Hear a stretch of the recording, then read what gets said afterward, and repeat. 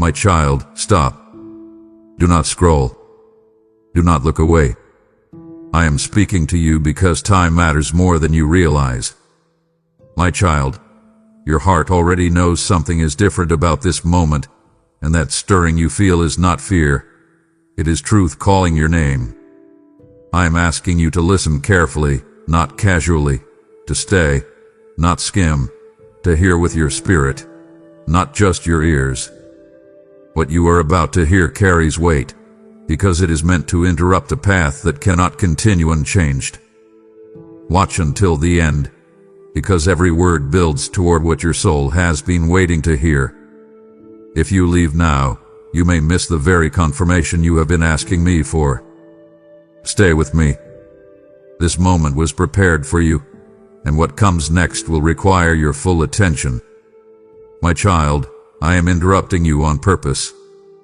I am stepping into your day, into your thoughts, into the quiet space you try so hard to keep hidden, because I love you too much to let you continue without hearing my voice.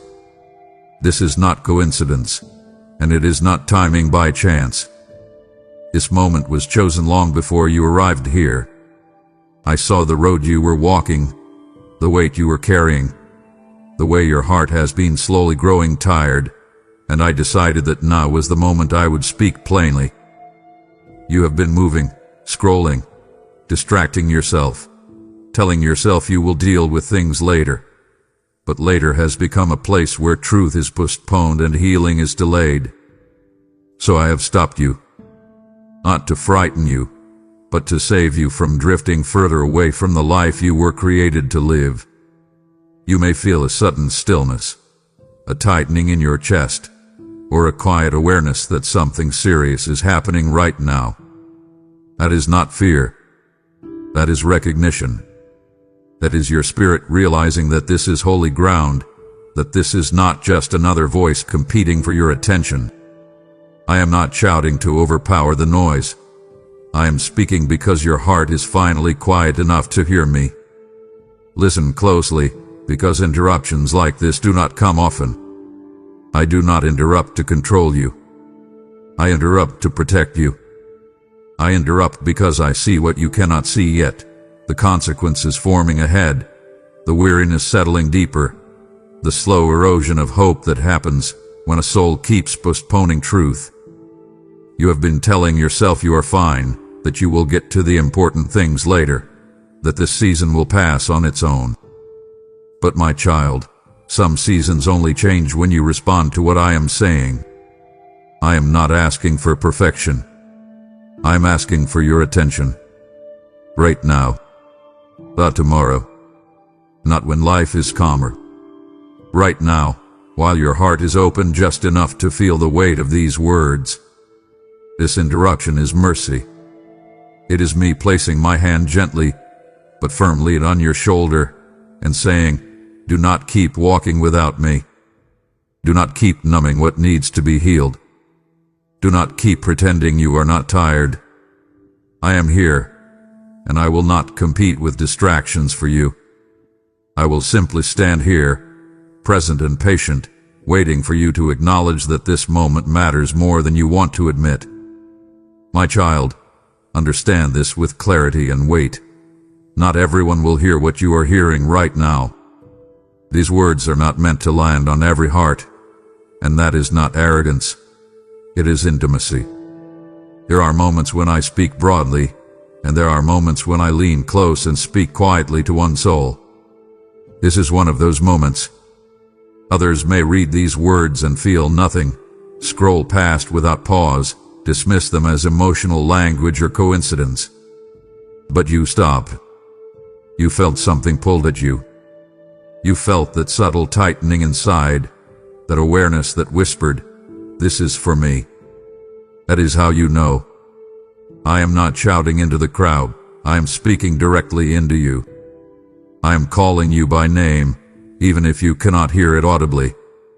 I know where you are sitting. I know the thoughts running through your mind as you read. I know the battles you fought today just to appear normal. This is not mass communication. This is personal conversation. You were not overlooked in the noise of the world. You were selected in the quiet of my heart. And when I speak like this, it is because something in your life requires attention now, not later, not someday, but now.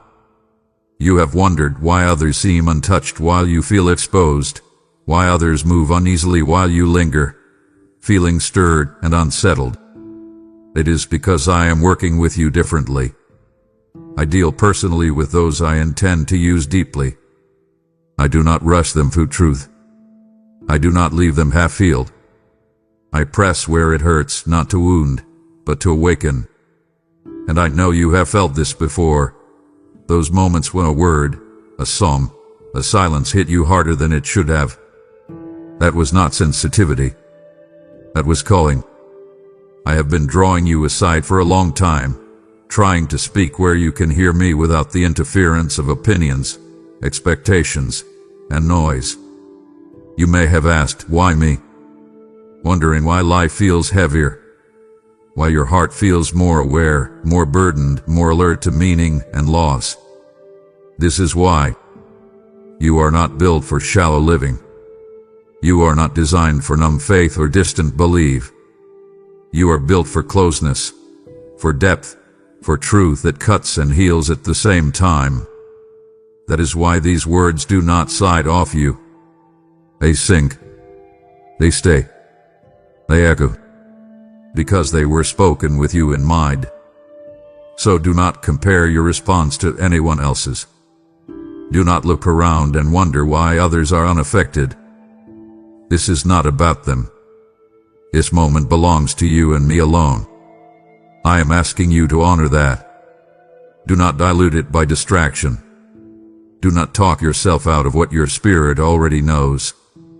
You are here because something in your life is shifting, and I am preparing you for it. I am separating you, not to isolate you, but to speak clearly without competition. When a father pulls one child aside, it is not rejection of the others. It is preparation for responsibility, for growth, for something weighty. And I tell you this now so you do not dismiss what is happening. This is not entertainment. This is not inspiration. This is instruction wrapped in love. Stay with me here. Let this be personal. Let it be real. Let it be undistracted. Because what comes next will require the honesty of your full attention. My child, I need you to listen to this slowly, because the truth I am about to speak is heavy, and it is holy. Time is more fragile than you believe. You treat it like it is endless, like it will always be there waiting patiently for you to decide, to change, to respond. You say later as though later is guaranteed, as though moments do not slip through your fingers quietly, unnoticed, irreversible. But I see time differently than you do. I see how quickly seasons close, how opportunities expire, how hearts harden not in rebellion but in delay. You do not wake up one day far from me. You drift there one postponed decision at a time, one ignored prompting, one quiet conviction put aside. That is why I am speaking with urgency now, not to frighten you but to wake you up. You assume there will always be another moment like this, another nudge, another chance to listen. But moments like this are sacred intersections, and not all of them repeat themselves. I have watched you tell yourself you will deal with the deeper things later when life slows down, later when you feel stronger, later when you have answers.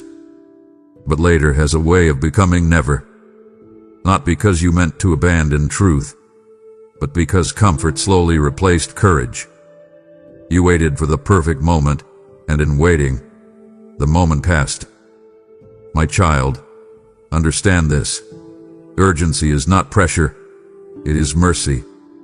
I am warning you because I see the narrowing path ahead.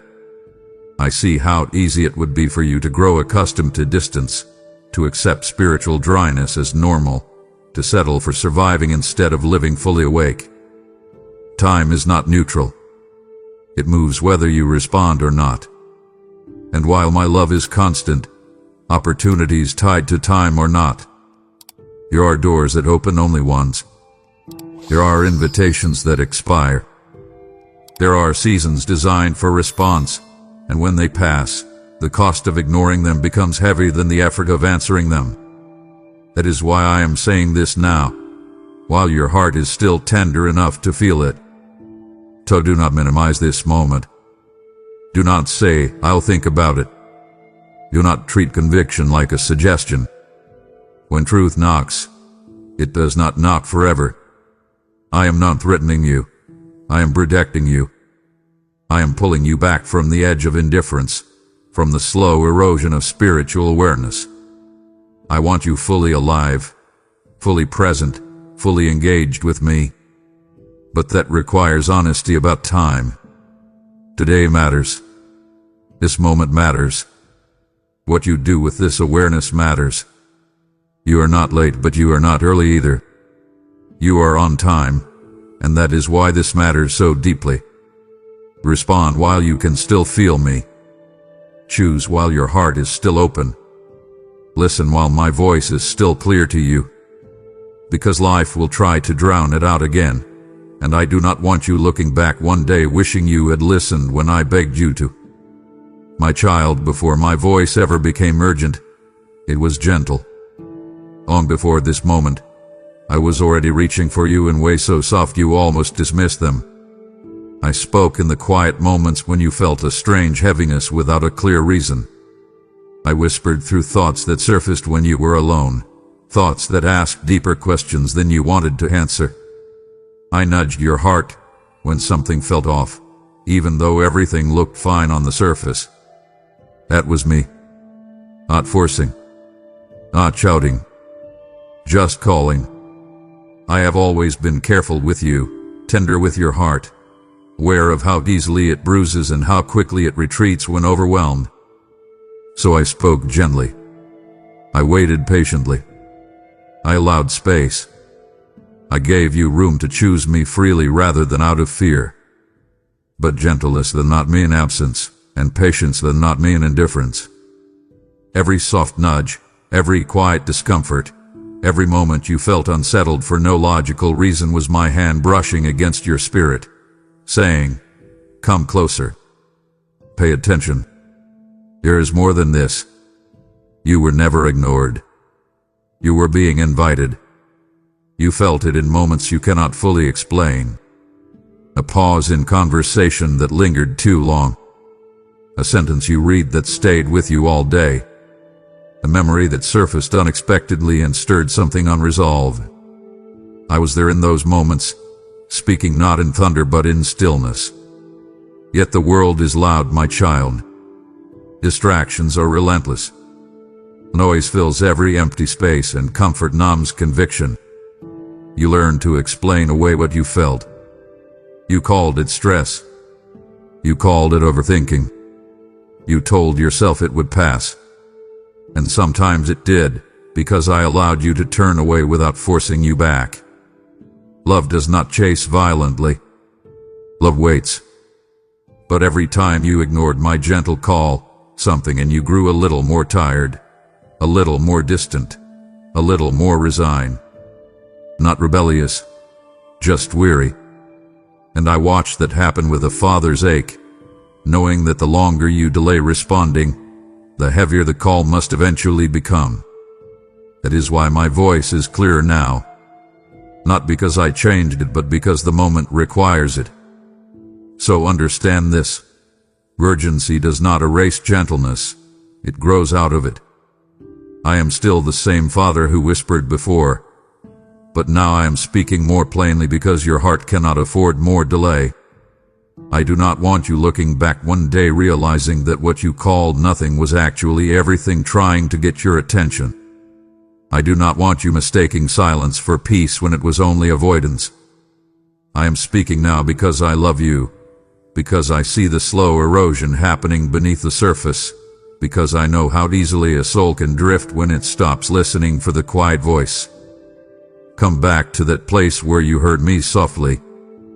Remember how it felt when truth stirred instead of scared you. I am not here to overwhelm you. I am here to reawaken your awareness. The same voice that called gently before is calling now, only clearer, closer, and more insistent because your life matters too much for me to remain quiet. My child, do not insult this moment by calling it coincidence. Coincidence is what you use when you do not want to acknowledge intention. And this is intentional. You did not stumble into these words. You did not accidentally stop here. You did not randomly feel compelled to keep reading when everything else in your day was competing for your attention. I guided you here. I aligned circumstances you cannot see. I slowed you down just enough. I allowed the noise to pause for a breath so that my voice could reach you without interference. This moment was not found. It was delivered, chosen, appointed. And the reason it feels weighty is because it carries purpose. Heaven does not waste words, and I do not interrupt without reason. If this were coincidence, your heart would remain untouched. If this were random, your spirit would not recognize it. But you feel it. You know this is different, and that knowing is not imagination. It is recognition. You have lived long enough to know the difference between ordinary moments and sacred ones. Sacred moments carry gravity. They slow you down. They demand honesty. They leave you unable to simply move on unchanged. This is one of those moments, and I need you to treat it with the respect it deserves. Do not rush past it. Do not overanalyze it until it loses its power. Do not talk yourself out of what your spirit already understands. You are here because I saw the direction your heart was leaning, and I chose to intervene before distance became habit. I saw how easy it would be for you to keep going, keep coping, keep surviving without ever addressing the deeper hunger inside you. And I refused to let that be your story. So I placed this in front of you like a mirror and a doorway at the same time, showing you where you are and offering you a way forward. That is not coincidence. That is care. So pause here with me. Let this moment be what it is. Let it mark you. Let it matter. I am not asking you to understand everything. I am asking you to acknowledge what is happening. When you do, clarity begins to unfold. When you honor the moment, transformation starts quietly, but deeply. You do not need to announce it. You do not need to explain it to anyone else. This is between you and me. A sacred interruption, a personal calling, a deliberate moment of truth. And if you will stay present, if you will resist the urge to minimize it, you will look back one day and recognize this as a turning point. Not because everything changed instantly, but because you listened when I called you before it was too late. My child, there is nothing about you that is truly hidden from me, no matter how carefully you have learned to conceal it from everyone else. I see the smile you put on when you walk into a room, the practiced ease in your voice, the way you reassure others that you are fine. I see how convincing you have become, even to yourself. But I also see the moment when the door closes and the silence settles, when your shoulders drop and the weight you carry presses down again. I see the thoughts you don't say out loud, the questions you push away because you are afraid of where they might lead.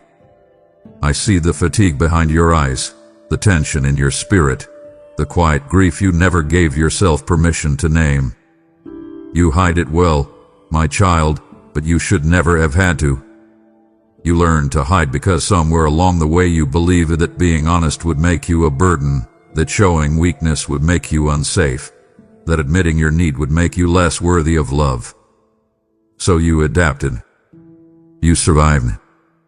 You learned to carry it alone. And I watched all of it, not with disappointment, but with compassion deeper than you can imagine. I know how long you have been holding yourself together. I know how often you told yourself, just get through today, and how many days were built on that fragile promise. I know the habits you developed to numb the ache, the distractions you leaned on to avoid the quiet, the busyness you embraced so you wouldn't have to feel. I know the parts of your story you avoid revisiting because they still hurt too much, the memories you lock away because they threaten to undo you. I know the moments when shame whispered that if people really knew you, they would leave. And I know how those whispers shape the way you love, the way you trust, the way you guard your heart. My child, I am not scandalized by what you hide. I am not surprised by your wounds. I am not repelled by your broken places. I am drawn to them. I lean closer, not further away. Where you expect judgment, I bring understanding. Where you fear rejection, I offer presence. You have been living as though being seen would destroy you, but I tell you the truth. Being known is what will heal you. So hear me now, gently but clearly. You do not have to hide from me. You never did. I already know, and I am still here, still loving you, still calling you, still inviting you into a life where you no longer have to pretend. I am not asking you to expose everything to the world. I am asking you to stop hiding from me. Bring the parts you are ashamed of. Bring the questions you are afraid to ask. Bring the exhaustion you have been minimizing. When you hide, you isolate yourself from the very healing you are longing for. When you come into the light with me, the burden begins to lift. Not all at once, not magically, but truly. I see what you hide, my child, and I am not leaving because of it. I am staying because of it. Because this is where our real work begins. My child, I know how tired you are, even if you struggle to admit it. This is not the tiredness that sleep can fix, not the kind that disappears after a break or a good night's rest. This is soul weariness. This is the exhaustion that comes from holding yourself together for too long, from carrying unanswered questions, from staying strong when you needed permission to rest. Your heart has been running without relief, pushing forward on determination alone, telling itself it cannot stop because too much depends on you.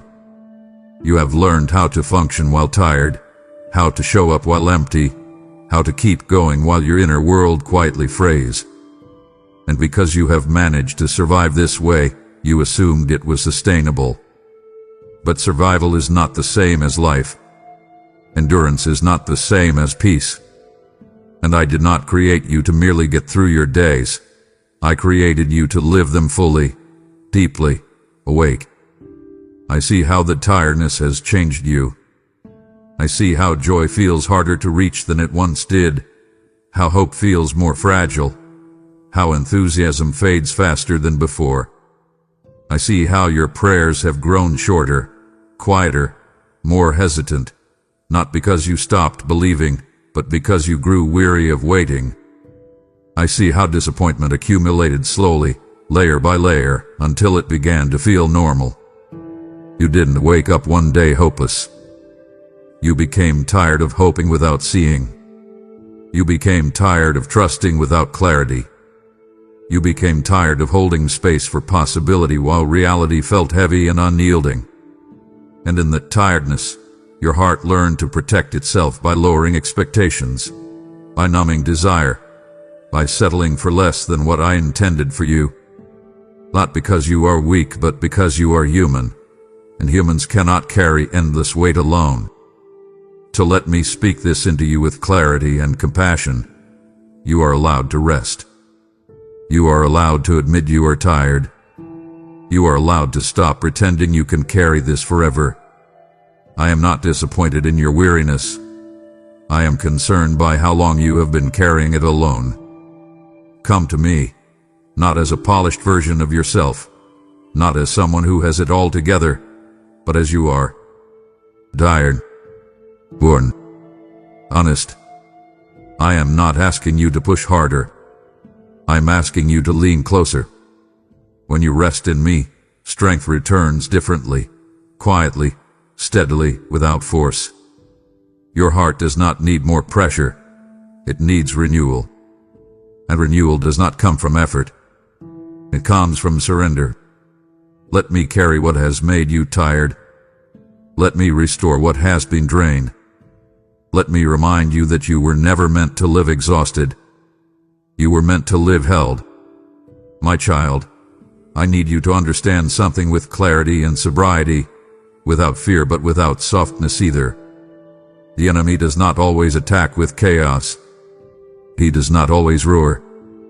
More often, he whispers one word that sounds harmless, reasonable, even wise. That word is later. Later when you feel stronger. Later when life settles down. Later when you have clarity. Later when the pain fades on its own. And while you wait for later, something precious begins to erode. Not grammatically, quietly, totally, almost invisibly. That is how delay works. It does not feel like rebellion. It feels like patience. It does not feel dangerous. It feels responsible. But underneath that calm surface, distance grows. Conviction dulls.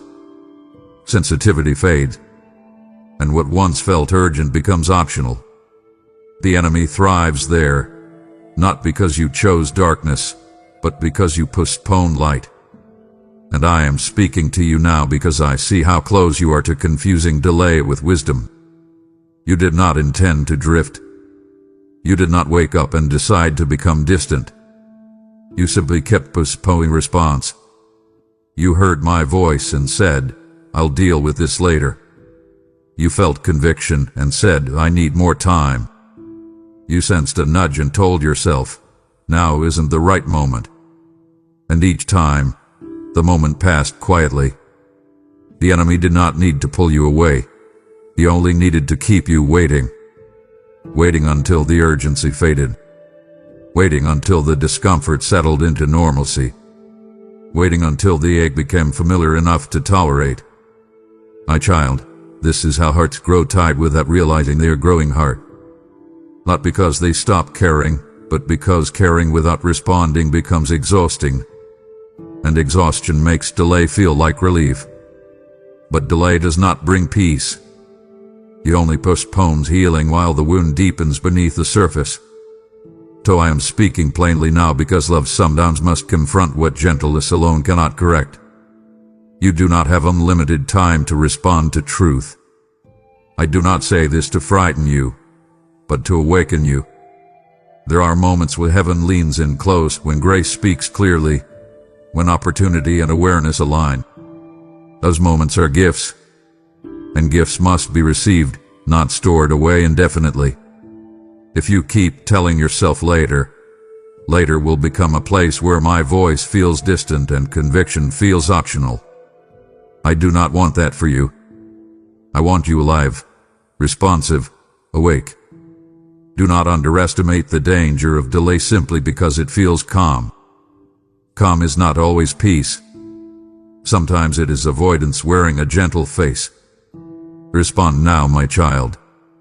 Not because you are threatened, but because you are loved too much to be left drifting in the slow, silent current of postponement.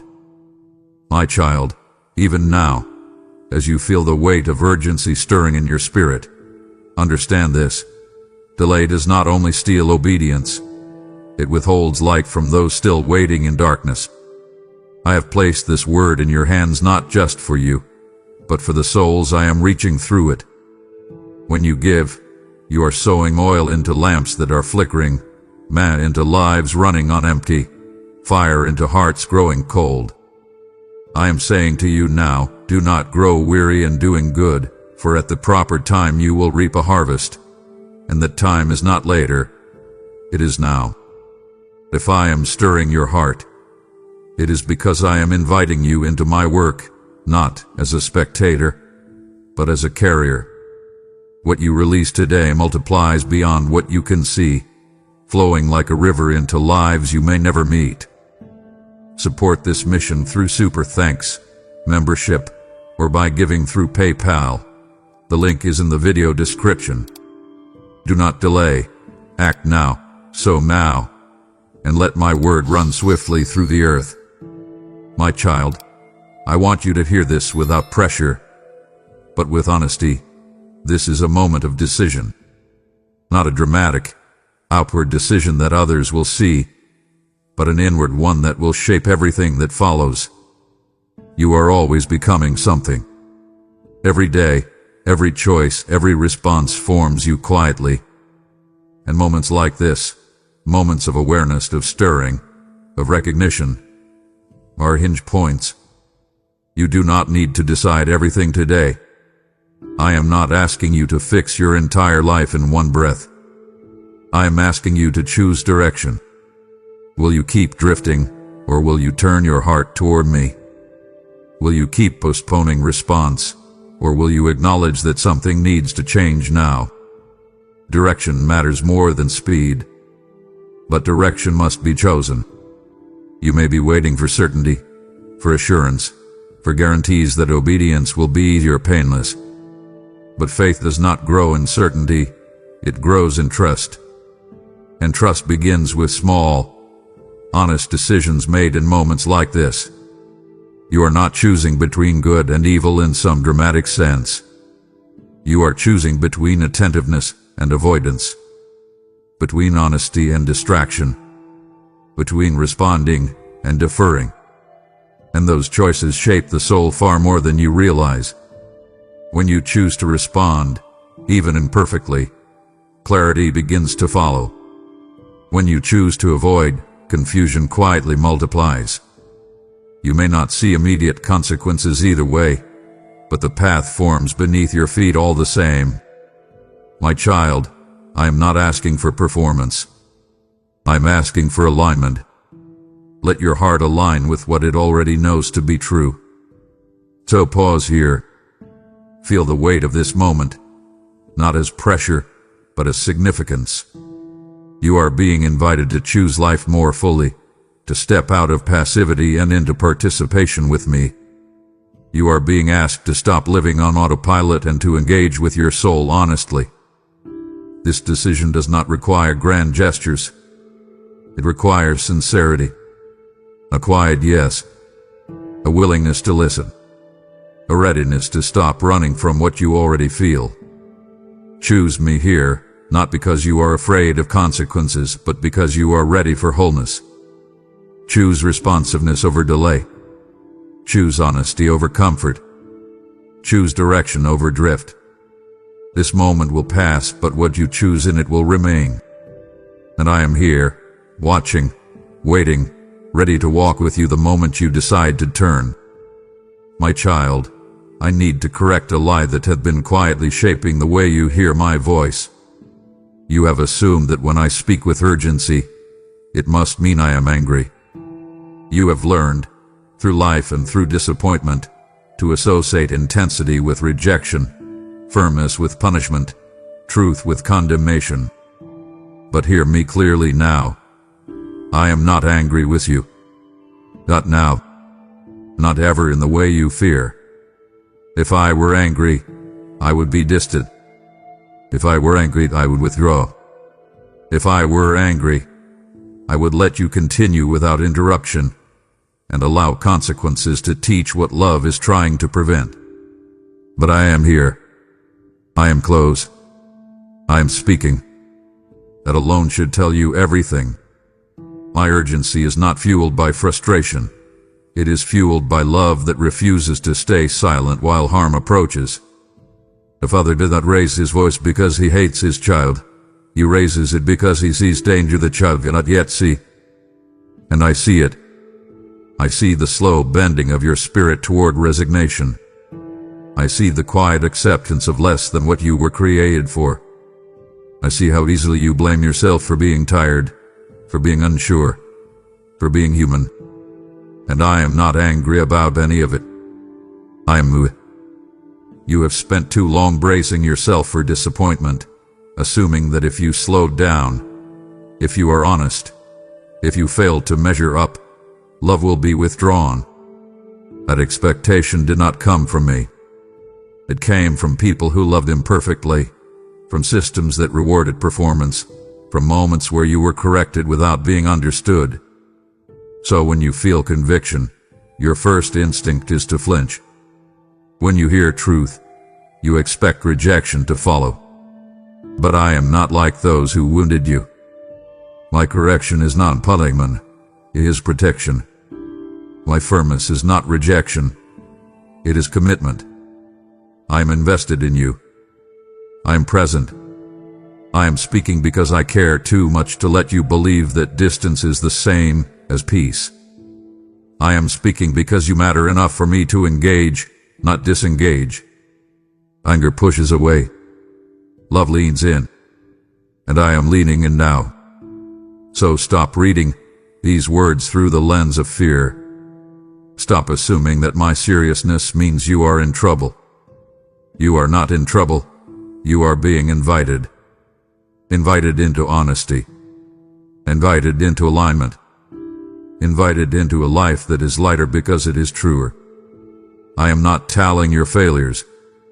I am not waiting for you to mess up again. I am not disappointed that you are still learning. I am proud that you are listening. Even now. Even imperfectly. Let this truth settle.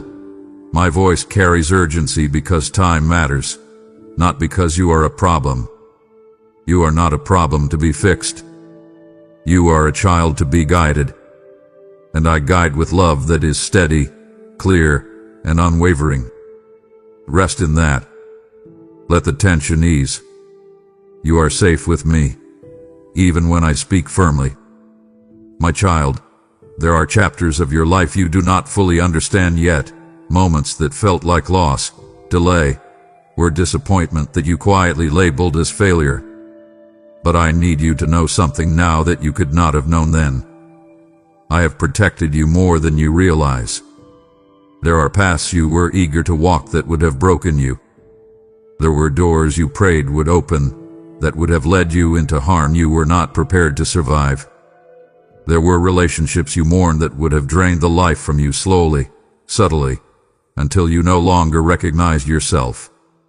And when those doors closed, when those plans fell apart, when those people walked away, you assumed you had been abandoned. You asked why I would let you hurt like that. But what you felt as loss was often rescue. What you interpreted as rejection was frequently intervention.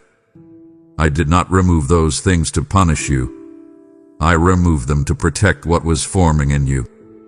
You could not see it at the time because protection often looks like absence before it looks like provision.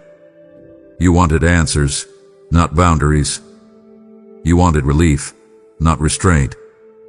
But I saw the whole picture. I saw the cause. I saw the damage that would come later if I allowed certain things to continue unchecked. And I chose you over your preferences.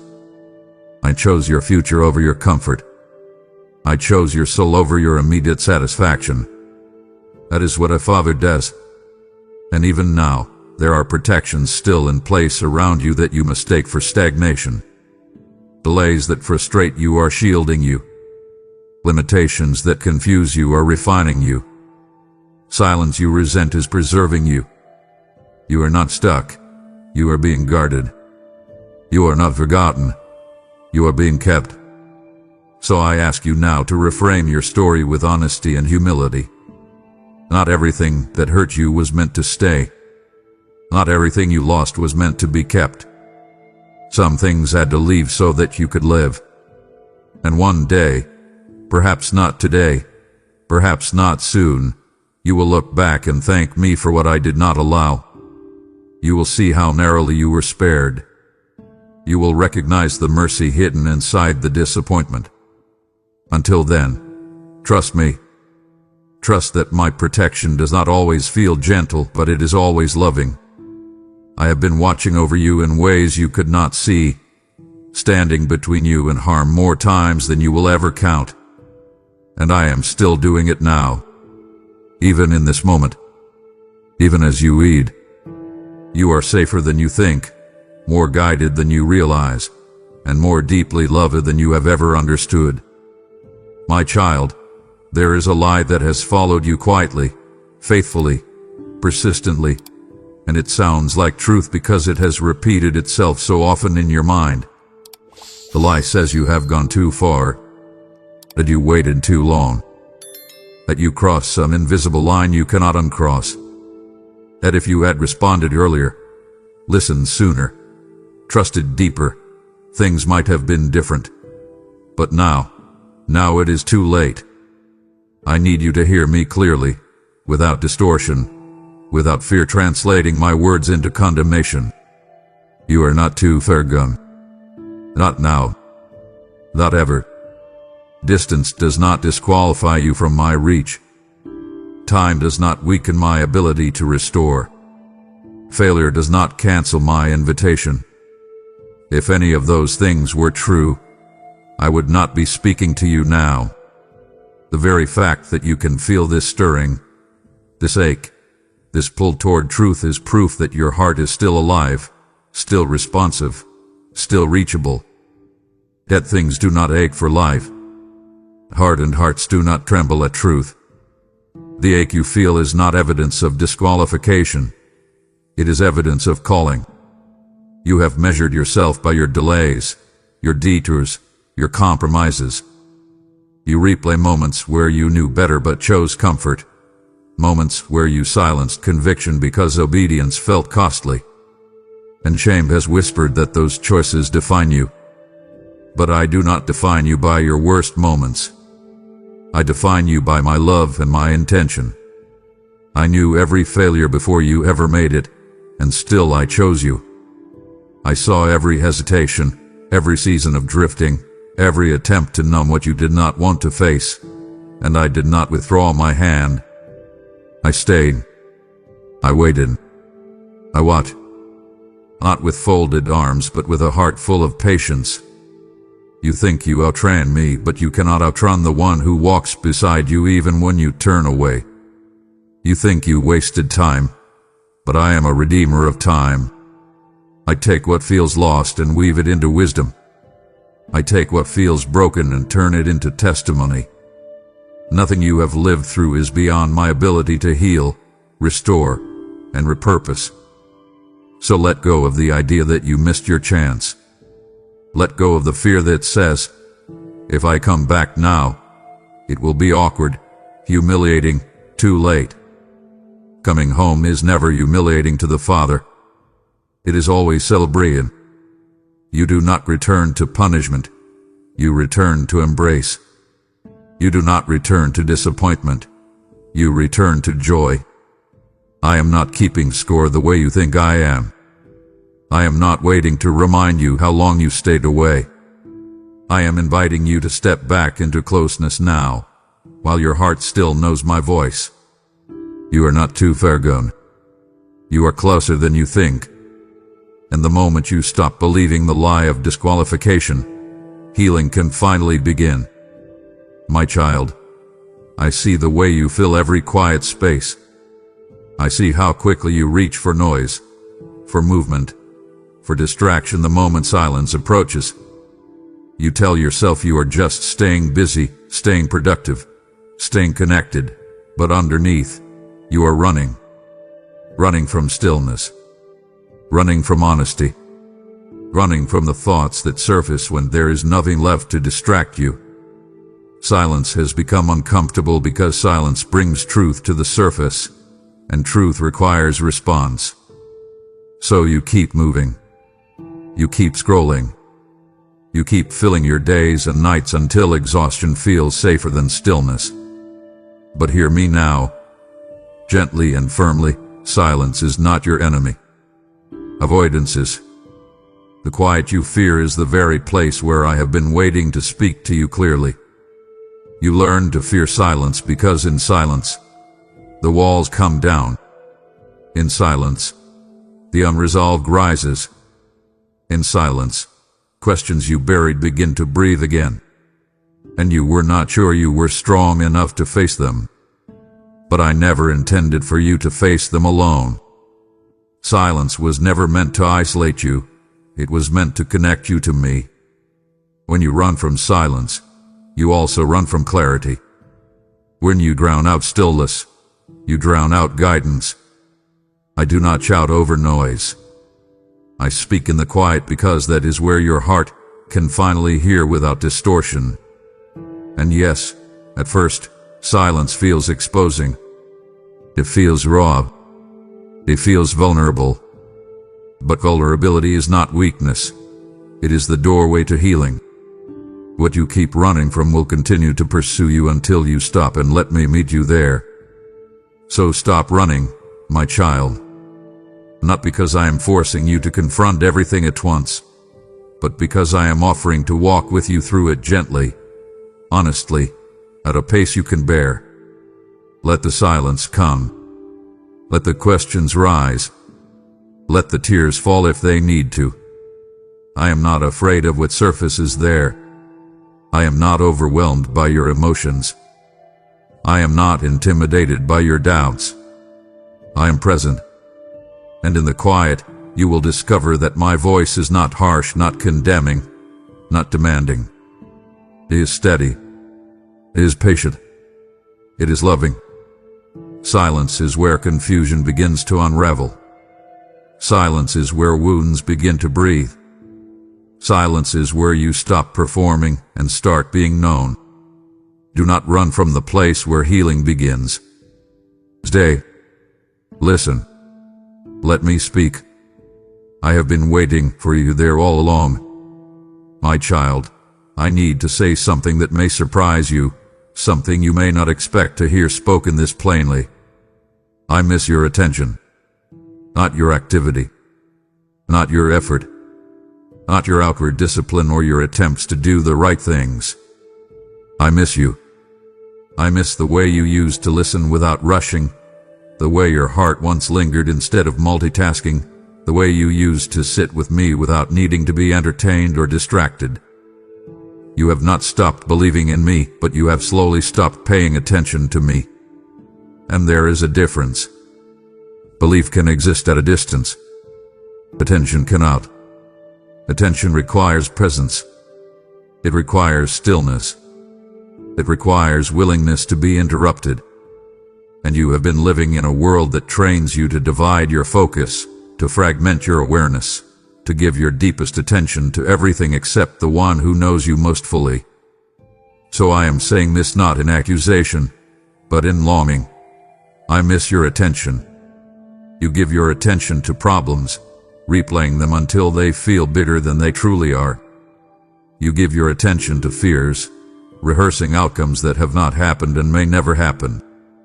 You give your attention to people's expectations, measuring yourself against standards that exhaust you.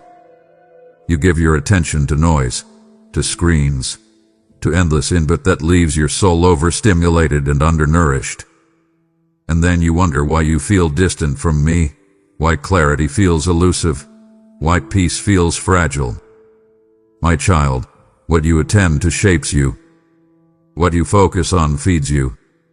And for too long, your attention had been scattered, diluted, divided. You did not do this intentionally. You adapted. You coped. You learned how to survive in a loud world. But in the process, intimacy thinned, awareness dulled, and that widened. And I felt the absence, not because I need you to function, but because relationship thrives on attention freely given. So I am calling you back, not to obligation, but to presence. Give me your attention again, not in stolen seconds, not as an afterthought, not squeezed between distractions. Give me your undivided heart, even if only for a moment at first. Sit with me without agenda. Listen without rushing. Let your thoughts slow enough for you to notice what is actually happening inside you. Attention is where intimacy is rebuilt. Attention is where hearing becomes possible again. Attention is where love is felt instead of merely believed. I am not asking you to abandon your responsibilities. I'm asking you to reorder your focus. Put me back at the center. let your attention return to the one who has never stopped watching you with love. When you do, you will find that what felt confusing begins to clarify, what felt heavy begins to lighten, and what felt distant begins to draw near again. I miss your attention because it is where we meet. My child, I speak now with a seriousness that comes from love, not threat. There is a cost to ignoring moments like this, and the cost is rarely immediate. That is what makes it dangerous. If ignoring me resulted in instant collapse, you would respond quickly. If delay caused obvious destruction, you would take action without hesitation. But the cost is subtle, gradual, almost unnoticeable at first. Peace erodes quietly. Sensitivity dulls slowly. Conviction fades gently. And one day you look around and realize you are farther than you intended to be, not because you chose distance, but because you ignored a series of sacred moments that asked for response. This is one of those moments, and I need you to understand what is at stake, not to frighten you, but to awaken you. When you ignore a moment like this, life does not fall apart immediately. You continue functioning. You continue showing up. You continue managing. But something inside you grows colder, heavier, more resigned. Up becomes cautious. Faith becomes theoretical. Prayer becomes occasional. And over time, you adjust to a diminished version of life without realizing what you have lost. You stop expecting clarity. You stop anticipating joy. You stop believing deeply that transformation is possible. Not because I stopped working, but because you stopped responding. Ignoring truth does not make it disappear. It makes it harder to hear next time. And I do not want you waking up one day realizing that what once stirred your heart now barely registers. That is the cost I am trying to spare you from. So I am asking you now to treat this moment as weighty, as meaningful, as worthy of your full attention. Do not brush it aside. Do not tell yourself you will revisit it later. Later is uncertain. Later is crowded. Later is often quieter in conviction but louder in regret. Right now you can still feel me. Right now, your heart is still responsive. Right now, you can choose engagement over avoidance, responsiveness over delay, life over drift. The cost of listening is surrender. The cost of ignoring is slow erosion. One leads to renewal. The other leads to numbness. I am not forcing you. I am inviting you. Choose wisely, my child. This moment matters more than you know. My child, hear me slowly now, because this is where many hearts misunderstand me. I am offering you rest, not escape, not numbness, not a temporary pause from responsibility, but rest that reaches the deepest places of your soul. Rest that does not depend on circumstances behaving kindly. Rest that does not collapse the moment pressure returns. Rest that anchors you instead of anesthetizing you. You have tried many substitutes for rest. You have tried distraction, hoping noise would quiet the ache. You have tried control, believing order would bring peace. You have tried endurance, telling yourself that strength meant never stopping. And for a while, those things seemed to work, just enough to keep you moving, just enough to keep you functioning. But functioning is not the same as resting. Survival is not the same as restoration. And I did not create you merely to survive. I created you to live from a place of wholeness, not exhaustion disguised as discipline. I see how tired your mind has become from constant vigilance. I see how your body holds tension even when you are still. I see how your spirit braces for impact even in moments meant for joy. You have learned to stay alert because life taught you that rest could be interrupted, that peace could be temporary, that safety could be taken away. So you stayed ready, always aware, always prepared to respond. But that constant readiness has worn you down. And now you mistake rest for weakness, stillness for responsibility, surrender for failure. My child, that belief did not come from me. I am not calling you to collapse. I am calling you to release. Release the need to carry everything. Release the belief that if you stop striving, everything will fall apart. Release the fear that rest will cost you progress. True rest does not stop growth. It restores the strength required for it. So come to me. Not when everything is resolved, not when your questions are answered, not when your life feels stable. Come as you are. Tired. Overextended. Anju.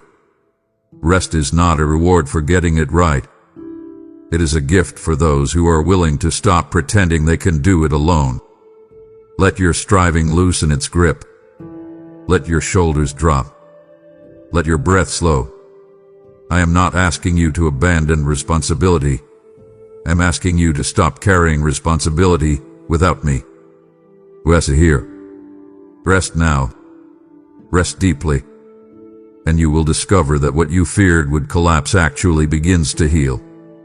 What you thought required constant effort begins to sustain itself through grace. I am offering you rest because your soul cannot keep paying the price of endless striving. Take it. Receive it. You do not have to earn what I freely give. My child, as you rest in me, know that rest does not end with you. It overflows into others when you allow me to work through your obedience. This word you have received is bread for the weary, water for the dry, and I am sending it farther than your own reach. When you give, you are not striving. You are resting in trust, allowing me to multiply what you place in my hands, just as I multiplied loaves in the wilderness. I am speaking this to you now. Those who sow in tears shall reap with shouts of joy. If your heart feels stirred, that is my spirit inviting you to partner with me in restoring lives. Your support through Super Thanks, membership, or PayPal, linked in the description, becomes a seed that carries rest to countless souls. Give now, release it willingly, and watch how I pour back into your life, pressed down, shaken together, and overflowing. My child, beneath all your tiredness, beneath your caution, beneath the careful way you have learned to live, there is a longing that never fully went away. A quiet knowing that this constant managing, this measured surviving, this muted hoping, is not all there is. You were created for more than endurance, more than routine, more than simply getting through the day. You were created for depth, for meaning, for a life that feels aligned, not just occupied.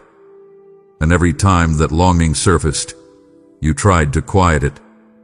You told yourself to be grateful. You told yourself not to expect too much. You told yourself that wanting more was immature or unrealistic. But that longing did not come from discontent. It came from design. I placed it there. It is not a flaw. It is a compass. You were created for more than constant distraction, more than shallow connection, more than a faith that exists only in theory. You were created to walk with me closely, honestly, continuously, to know my voice not as a distant concept, but as a present reality. To live from conviction rather than convenient. To experience joy that is not fragile, peace that is not borrowed, hope that does not evaporate under pressure. The world will tell you that more means achievement, recognition, accumulation. But that version of more never satisfies. It only demands. The more I am speaking of is fullness, alignment, integrity between who you are and how you live. And every time you settled for less, your spirit felt the tension. Not because you were ungrateful, but because you were misaligned. So do not silence that longing anymore. Do not shame it. Do not minimize it. Let it lead you back to me. I am not calling you to a louder life. I am calling you to a truer one. Not a busier one, but a deeper one. You were created for more than drift, more than delay, more than distance. You were created for closeness, for purpose, for a life that bears the weight of eternity even in ordinary moments, and that life is still available to you. Not someday, not after you fix everything. Now, here, if you will listen, if you will respond, if you will believe that the one who created you for more is still calling you into it. I have not changed my mind about you, and I have not lowered my vision for your life. You were created for more, and I am inviting you to step into it with me. My child, one of the deepest pains you carry is not just exhaustion or confusion. It is the quiet belief that I am farther away than I used to be. You feel distance, so you assume distance exists. You feel silence, so you assume absence. You feel unanswered, so you assume you are alone. But feelings, though real, are not always truthful. I need you to hear this slowly, gently, clearly. I am closer than you feel. I have not stepped back. I have not withdrawn. I have not turned my face away. The closeness you doubt is the closeness sustaining you even now. I am nearer than your breath, nearer than your thoughts, nearer than the ache you cannot name. The reason you feel distance is not because I move it. It is because life grew loud, wounds grew deep, and survival required your attention elsewhere. You learned to live outwardly while neglecting the inward awareness of my presence. And when awareness fades, closeness feels lost, even when it remains intact. You expected closeness to feel dramatic, emotional, unmistakable. You expected it to announce itself with clarity and comfort. But closeness often becomes quiet when trust matures. I did not leave when the emotions faded. I stayed. I stayed when your prayers felt flat. I stayed when you spoke out of habit instead of hunger. I stayed when you doubted whether I was listening. I stayed when you were too tired to speak at all. You mistake calm presence for absence because you have known relationships that withdrew when intensity faded. But I do not love like humans love. I do not hover dramatically and disappear quietly. I remain. I abide. I am constant. Even now, as you read these words, the stillness you sense is not emptiness. It is proximity. The gentle pressure on your heart is not fear. It is my nearness drawing your attention inward again. So stop measuring my closeness by how you feel. Feelings fluctuate. I do not. Stop assuming that silence means abandonment. Silence is often the language of intimacy, the place where words are no longer needed for presence to be real. I am here in the pauses, in the breaths between thoughts, in the quiet moments you rush past. I am closer than the doubt that tells you otherwise. I am closer than the fear that whispers you have been forgotten. And the moment you slow enough to acknowledge me, you will realize that I never left. I was simply waiting for you to notice again. Let that truth settle. Let it calm you. You are not alone. You have never been. I am closer than you feel, and I always have been. My child, look at how much you are carrying. Not just responsibilities, not just obligations, but invisible weight, emotional weight, mental weight, spiritual weight. You carry expectations that were never spoken. You carry guilt that no one else remembers. You carry conversations you replay, decisions you question, futures you fear.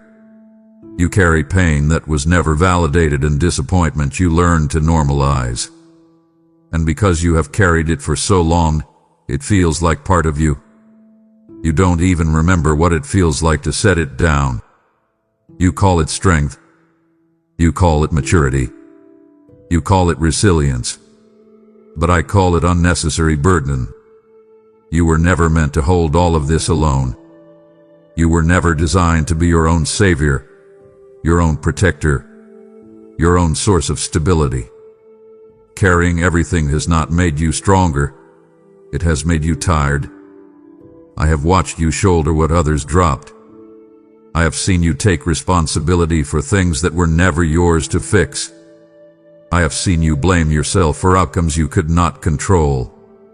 And every time you tightened your grip and said, "I'll handle it," something in your soul grew heavier. You thought laying it down would mean failure. You thought releasing control would mean chaos. You thought if you stopped carrying everything would fall apart. But my child, what is falling apart now is you. Totally. Vitally. And I am calling you to stop, not because you are weak, but because you are human. Lay it down. Not tomorrow. Not when you feel ready. Now. Lay down the guilt you rehearse. Lay down the fear you manage. Lay down the bitterness you justify. Lay down the pressure to be okay when you are not. Lay it down at my feet, where weight becomes shared and burdens become lighter. This is not surrender as defeat. This is surrender as wisdom. When you lay it down, you are not giving up. You are letting me take over what I was always meant to carry. I do not ask you to pretend it doesn't matter. I ask you to trust me with what matters most. Let your hands open. Let your grip loosen. Let your breath deepen. You will not lose control. You will gain peace. You will not become irresponsible. You will become restored. Lay it down, my child. Everything. Even the things you think you still need to hold. Especially those. I am strong enough. I have been waiting for you to let me carry you the way I always intended to. My child, I need you to hear this with your whole heart, not through the filter of past wounds or human misunderstanding. What I am doing right now is not driven by fear, it is driven by love. Not fear of punishment. Not fear of loss. Not fear of rejection. Love. A love that sees what is forming ahead and refuses to remain silent. Fear pushes. Love grows. Fear threatens. Love invites. Fear demands compliance. Love calls for trust. And everything I have spoken to you so far has come from love that is deeply invested in who you are becoming. You have lived long enough around fear-based voices, voices that motivated through pressure, control, shame, or urgency without compassion. So when you feel intensity, your body braces. When you hear firmness, your heart tightens. You prepare yourself for condemnation that never comes. But I'm not speaking to frighten you into obedience. I'm speaking to invite you back into relationship. Relationship always comes before behavior. Love always precedes correction. And if you misunderstand this moment as fear-driven, you will miss its tenderness. You have been conditioned to believe that warnings mean rejection and seriousness means disappointment.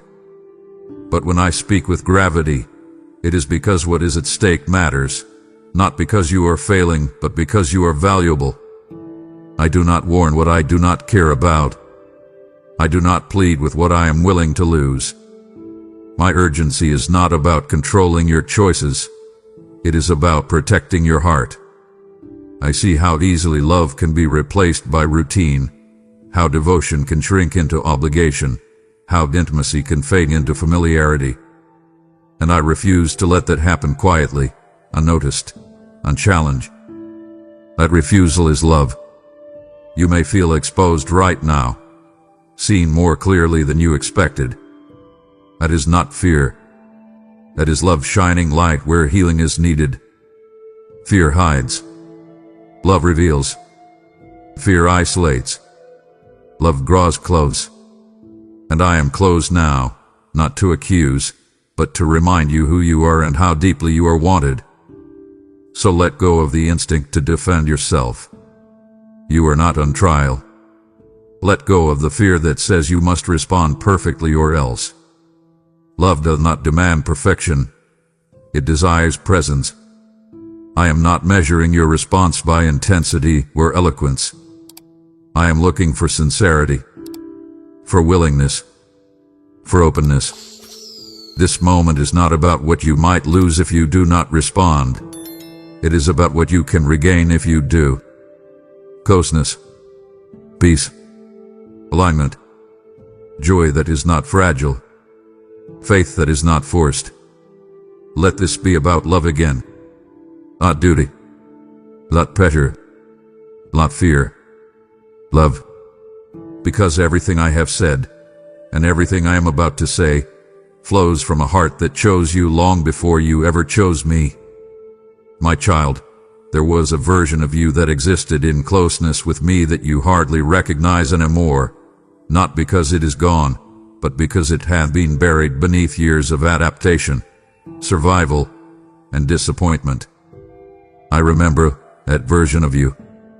I remember how you listened with curiosity instead of caution, how you trusted before you learned to protect yourself, how you expected goodness instead of bracing for loss.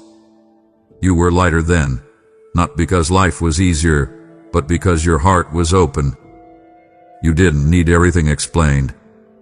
You didn't demand certainty before trust. You walked with me without constantly questioning whether I would stay.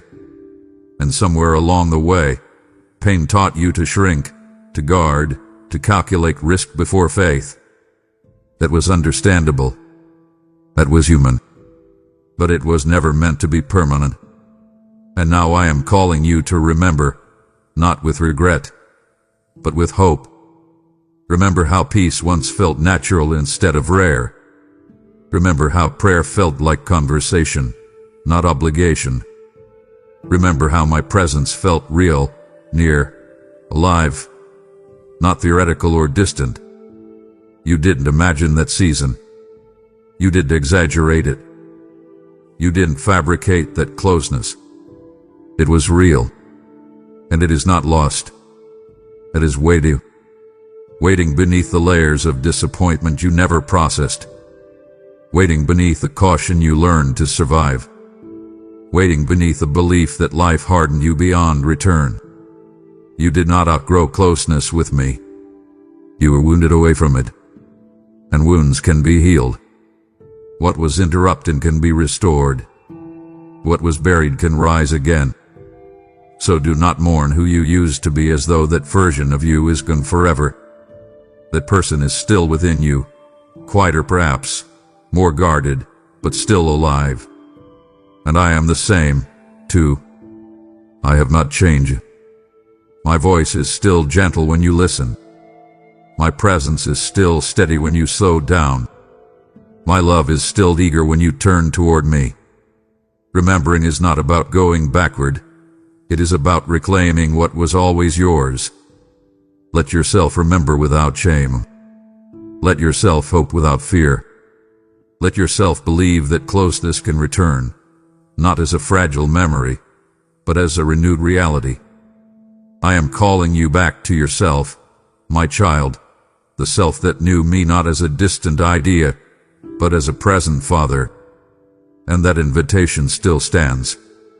My child, I want to speak to you about obedience in a way you may not have heard before, because the word itself has been wounded by misuse and misunderstanding. You hear obedience and you think of pressure, control, loss of freedom, fear of punishment. You imagine it as something heavy, something imposed, something that costs you joy. But obedience, as I speak of it now, is not submission to fear, it is alignment with truth. It is not about earning love, it is about positioning yourself to receive it fully. Obedience is the doorway, not the destination. It is the simple act of responding when you hear my voice, even when you do not yet understand the full picture. You have waited for certainty, for guarantees, for explanations before acting. But clarity does not come before obedience, it follows it. The door does not open because you understand what is behind it. It opens because you are willing to turn the handle.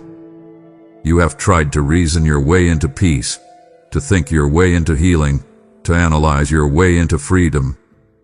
And though wisdom matters, there are moments when movement matters more. Obedience is movement. It is choosing responsiveness over hesitation, trust over control, surrender over self-protection. And I know surrender feels risky to you. You have been hurt before when you trusted voices that were not mine. You learned to protect yourself by delaying action, by demanding proof, by keeping options open. But obedience to me is not blind. It is relational. You are not obeying a rule. You are responding to a Father who knows you. Every time you delay obedience, confusion deepens. Every time you respond, even imperfectly, clarity begins to form. This is not coincidence. It is design. Obedience aligns your heart with reality, attunes your spirit to truth. It positions you where grace can move freely. So I am not asking you for grand gestures or dramatic vows. I am asking for simple, honest obedience. Do the small thing you already know to do. Say the truth you have been avoiding. Lay down the habit that numbs you. Step away from what is draining you. Step toward what is calling you. Obedience is not about doing everything at once. It is about doing the next right thing when I prompt you. And when you do, doors will open that effort could never force. Peace will settle where striving once lived. Direction will replace confusion. Obedience is the doorway, my child. Not because I withhold blessings until you comply, but because blessings flow most freely when you are aligned with me. Step through. I am on the other side. My child, after all that has been spoken, after every truth laid bare, after every invitation extended, it comes down to something very simple. I am waiting for your yes. Not a loud yes. Not a perfect yes. Not a confident, polished, well-explained yes. Just a real one. A yes whispered through trembling lips. A yes offered even while questions remain. A yes that says, I don't understand everything, but I trust you enough to respond. You think your yes must be strong to matter, but I tell you, sincerity outweighs strength every time. Heaven moves at the sound of a willing heart. Your yes is not the end of your struggle. It is the beginning of alignment. It is the moment when resistance softens and relationship deepens. And I am patient, my child, but I am attentive. I am listening for that yes. You have said no many times, not always with words, but with delay, distraction, and avoidance. And I did not abandon you because of it. I waited. I stayed close. I continued speaking. Because I knew there would come a moment when your heart would be ready to answer honestly. This is that moment. Not because everything is resolved, but because you are aware. Awareness is fertile ground. Awareness is where change becomes possible. And now I am not pushing. I am not forcing. I am simply waiting. Waiting for you to stop negotiating with fear. Waiting for you to stop postponing with later.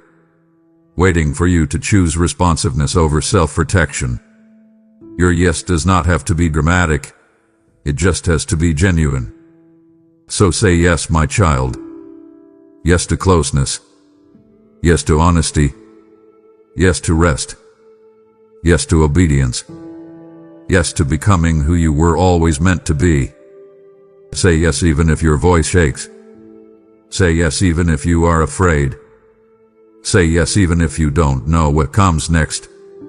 I will meet you in that yes with grace you cannot imagine, with peace that does not depend on circumstances, with guidance that unfolds step by step.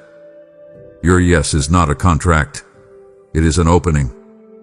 And once it is spoken, even quietly, even imperfectly, everything begins to shift.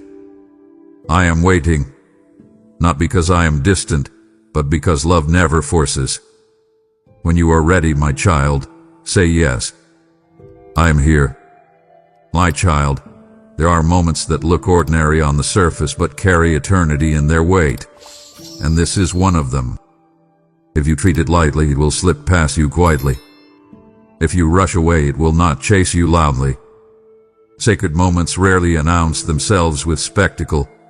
They arrive softly and ask to be honored. This is one of those moments. I am asking you. No, I am urging you. Do not let this pass. Not because I am desperate, but because this moment is decisive. You can feel it, even if you cannot fully explain it. Something inside you has slowed. Something has gone quiet. Something has leaned in instead of pulling away. That is not coincidence. That is awareness. And awareness is fragile. It must be protected, or it will be drowned out by noise the moment you turn away. You have lived long enough to know how quickly important things get buried under urgency, routine, and distraction. That is why I am asking you to pause. Stay here. Do not minimize what is happening just because it feels gentle instead of dramatic. You have let moments like this pass before. Not because you were rebellious, but because you were tired. Because life demanded attention elsewhere. Because responding felt inconvenient or overwhelming. And each time, you told yourself you would come back to it later. But later rarely held the same clarity, the same tenderness, the same openness. Later came with more noise, more justification, more distance. I am not reminding you of this to shame you. I am reminding you to awaken you. This moment is different because you are different. You are more aware now, more honest, more willing to listen. Do not let familiarity dull the urgency. Do not let comfort talk you out of courage. This moment is not asking for everything. It is asking for presence. Stay with me long enough for truth to settle deeper than emotion. Stay with me long enough for alignment to begin forming beneath the surface. So linger. Let silence stretch a little longer. Let my words echo instead of rushing to fill the space. Let your heart remain open even if it feels vulnerable. Passing moments can be revisited. Sacred ones cannot always be reclaimed in the same way. This is not about pressure. It is about priority. What you honor shapes you. What you rush past loses influence. Do not let this pass, my child, because something real is happening here. Something is being reoriented. Something is being softened. Something is being restored. Today, listen. Receive. This moment was given to you on purpose. Honor it.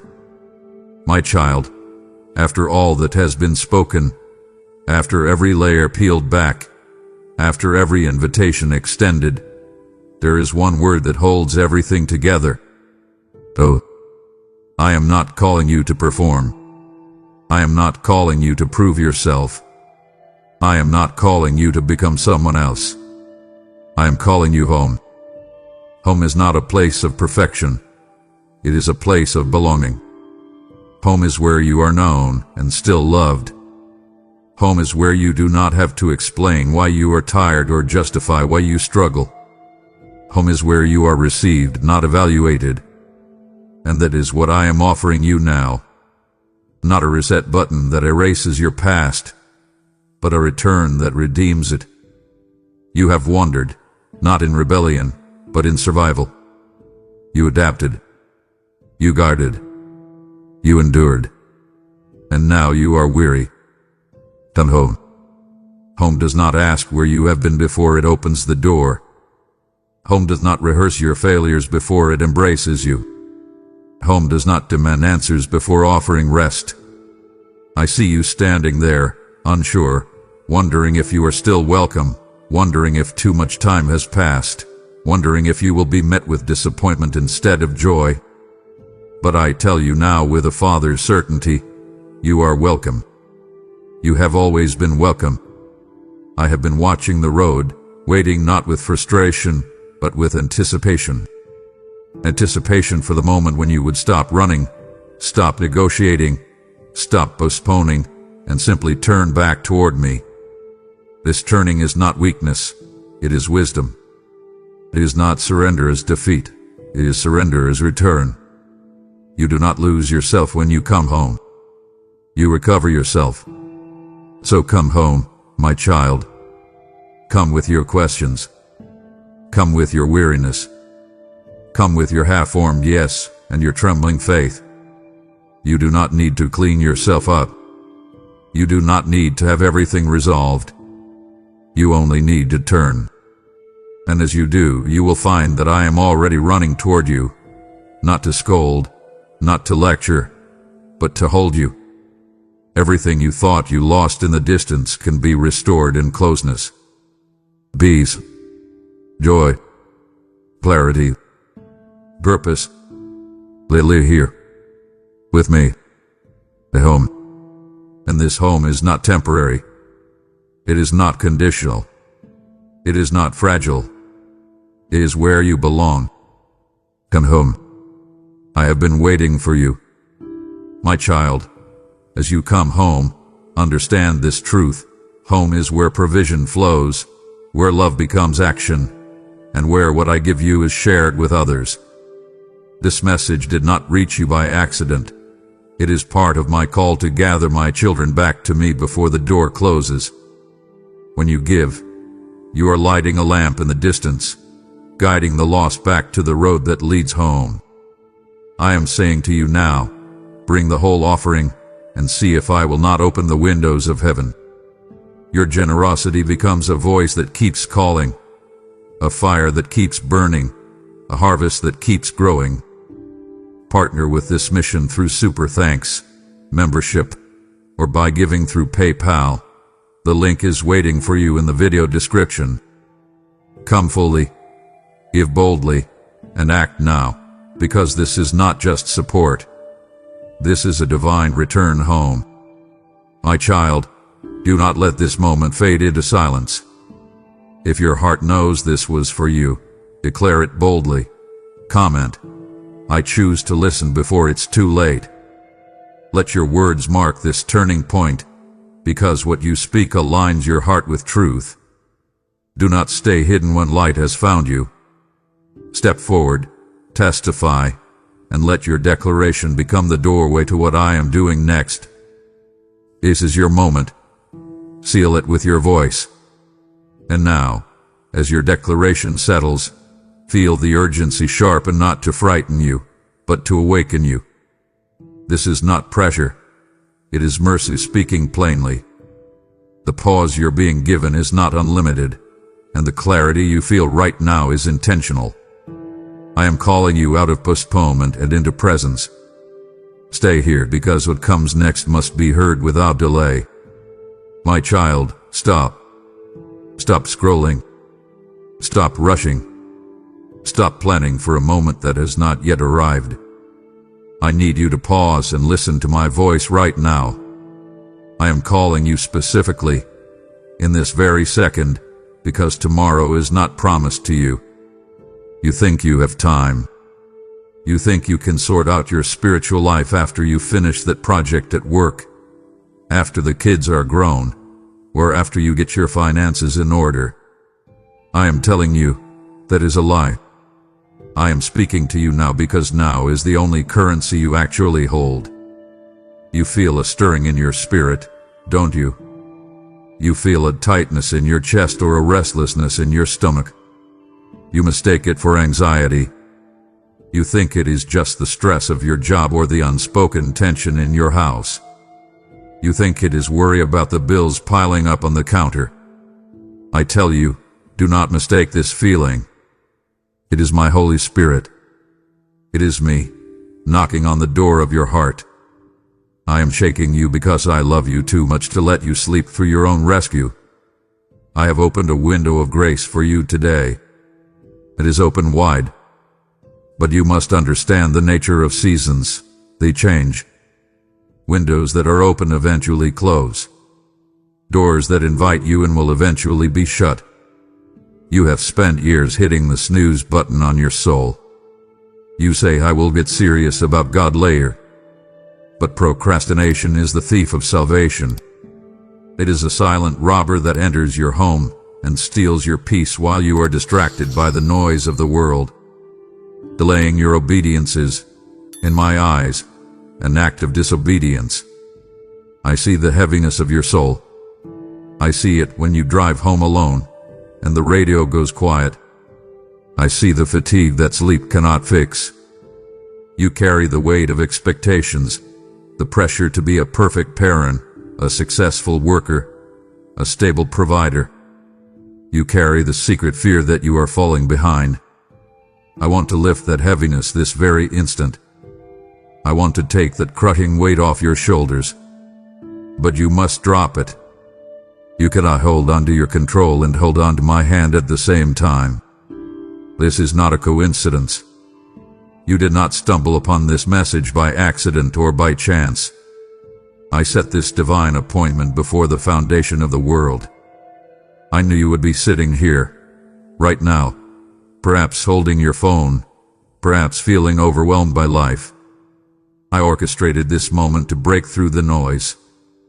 Pause now. Breathe in my presence. Do not look at the clock. Do not look at your notifications. Look at me. I am begging you to wake up. The world tells you that you have 40 years to figure this out. The world tells you to secure your retirement before you secure your soul. I am telling you that your life is a vapor. It appears for a little time and then vanishes. You are standing at a crossroads today. One path leads to more of the same, more striving, more hollow victories, more anxiety. The other path leads to me. I am the rest you are looking for. I am the Father who sees you, not as a worker or a provider, but as my beloved child. Do not turn away. Do not close this section and go back to the chaos. Stay with me. I am here. I am waiting. The time is now. I need you to listen to the sounds that surround you right now. I do not mean the birds or the wind. I mean the digital hum that never stops. The enemy of your soul uses distraction to keep you from hearing my still, small voice. You are drowning in a sea of information, yet you are starving for wisdom. I see you when you wake up. Before you even acknowledge me, before your feet hit the floor, your hand reaches for your phone. You invite the chaos of the world into your mind before you invite my peace into your heart. You scroll through the lives of strangers, comparing your behind-the-scenes reality with their highlight reels, and you wonder why you feel empty. Your addiction to screens and constant connectivity is not just a habit. It is a spiritual blockage. You are terrified of silence. You are afraid that if the noise stops, you will have to face the thoughts you have been running from. You will have to face the guilt, the regret, and the fear that gnaws at your stomach. So, you turn up the volume. You fill every quiet moment with a podcast, a video, or a song, anything to drown out the whisper of my spirit. You seek validation from a world that does not know you, ignoring the one who knitted you together in your mother's womb. You count likes and views as if they are a measure of your worth. But I tell you, your worth was settled on a cross 2,000 years ago.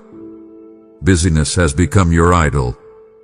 You wear your exhaustion like a badge of honor. You tell your friends how busy you are, how full your schedule is, as if running yourself into the ground makes you important. I see your calendar. It is a wall of text, colored blocks of time given to meetings, errands, and obligations. But where is the time for me? You give your best hours to your boss, and your leftover minutes to your God. You must be still to know that I am God. Silence is not empty. Silence is the canvas where I paint my revelation. It is in the quiet that I do my deepest work, The chaos around you is designed to keep you from the peace within me. You are like a soldier in a trench who cannot hear the commander's orders because the shelling is too loud. You must intentionally unblow. I command you to step away from the glowing blue light that is stealing your sleep and your sanity. Close your eyes. Do you hear it? I whisper in the silence, calling you forward. I am not in the earthquake. I am not in the fire. I am in the stillness. If you do not create space for silence, you will never hear the directions you are desperate for. Disconnect from the world so you can reconnect with the source of your life. My child, we need to have a hard conversation about the things you are tolerating in your life. You have convinced yourself that sin is only the big, scandalous actions, murder, theft, adultery. Because you have not done these things, you tell yourself you are doing okay. But I see the heart. Sin is not just a mistake or a bad habit. It is a chasm that separates you from my holy presence. You have grown comfortable with small sins. But let me tell you, there is no such thing as a small rebellion against a holy God. You treat these sins like pets. You feed them, you house them, and you think they are harmless. But they are vipers, and they will eventually bite. I am talking about the little white lies you tell to avoid conflict at work. I am talking about the venting sessions that are actually gossip destroying someone else's reputation. I am talking about the lingering look at someone who is not your spouse, the fantasy you replay in your mind when you are alone. You think these things are hidden. You think because no one sees them, they do not matter. But the secret things you think no one sees are laid bare before my eyes. Nothing is hidden from me. I see the bitterness you nurse against your sibling. I see the jealousy you feel when your friend succeeds. These are not just emotions, they are spiritual rot. You cannot manage this darkness on your own. You think you can keep these sins in a box, tucked away in the closet of your soul, and bring them out only when you want to indulge. But darkness always spreads. It is like mold in a house. It starts in the corner, unseen, but soon it infects the air you breathe. You are hardening your heart. Every time you ignore the check in your spirit, that little nudge that says don't do this, your heart grows a layer of stone. Eventually, you will not feel the nudge at all. That is a terrifying place to be. Justifying your actions does not make them righteous. You say, everyone else is doing it, or it's just how the business world works. Truth is absolute, not relative. My standards do not change based on cultural trends or your personal convenience.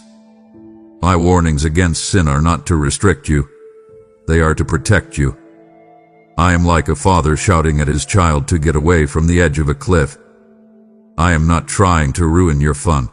I am trying to save your life. You must stop making peace with the things that are trying to kill you. You must drag these secrets into the light. Confess them. Name them. Call them what they are, sin. Only then can I wash them away. You believe you are the master of your fate. You wake up with your to-do list, your 5-year plan, and your financial projections, thinking that if you just work hard enough, you can secure your future. But listen to me. Your breath is in my hands. You do not even control the beating of your own heart. You are gripping your life so tightly that your knuckles are white. You are trying to steer the ship through a hurricane, and you are terrified because deep down, you know you are not strong enough to fight the waves. When you grip your life too tightly, you crush the very blessings I try to give you. Imagine you are holding a handful of sand.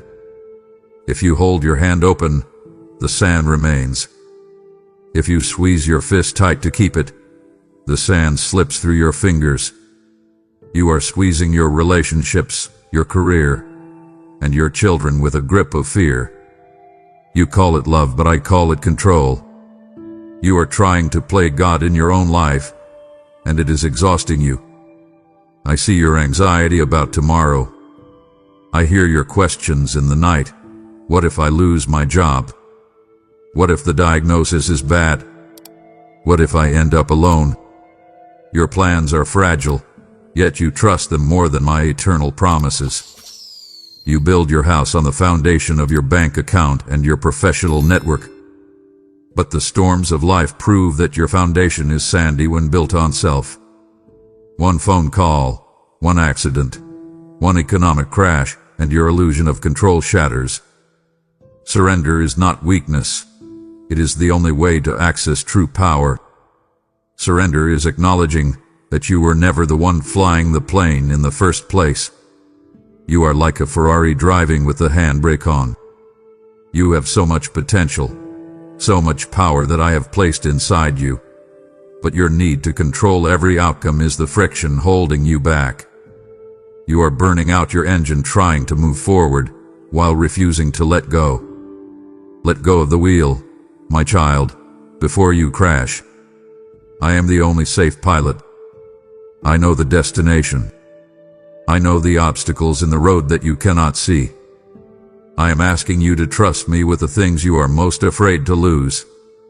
Hand them over. Say it out loud right now, may surrender. Feel the weight lift. I handle the impossible, but only when you stop trying to handle it yourself. I need you to look at the cross. Really look at it. Do not just see it as a piece of jewelry around your neck or a symbol on a church steeple. See the wood. See the blood. See the agony.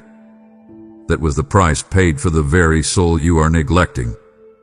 You treat your salvation as a cheap insurance policy, something you tuck away in your pocket just in case. But it cost everything. Jesus did not die for a theological concept. He died specifically for you. He died for the lies you told yesterday. He died for the pride you felt this morning. He died for the shameful things you have done in the dark. You ignore this call is to trample on the blood of the covenant. Imagine if you saved someone from a burning building, burned your own skin, inhaled the smoke, and carried them to safety at the risk of your own life. And imagine if that person walked away, never looked back, and went right back into another fire.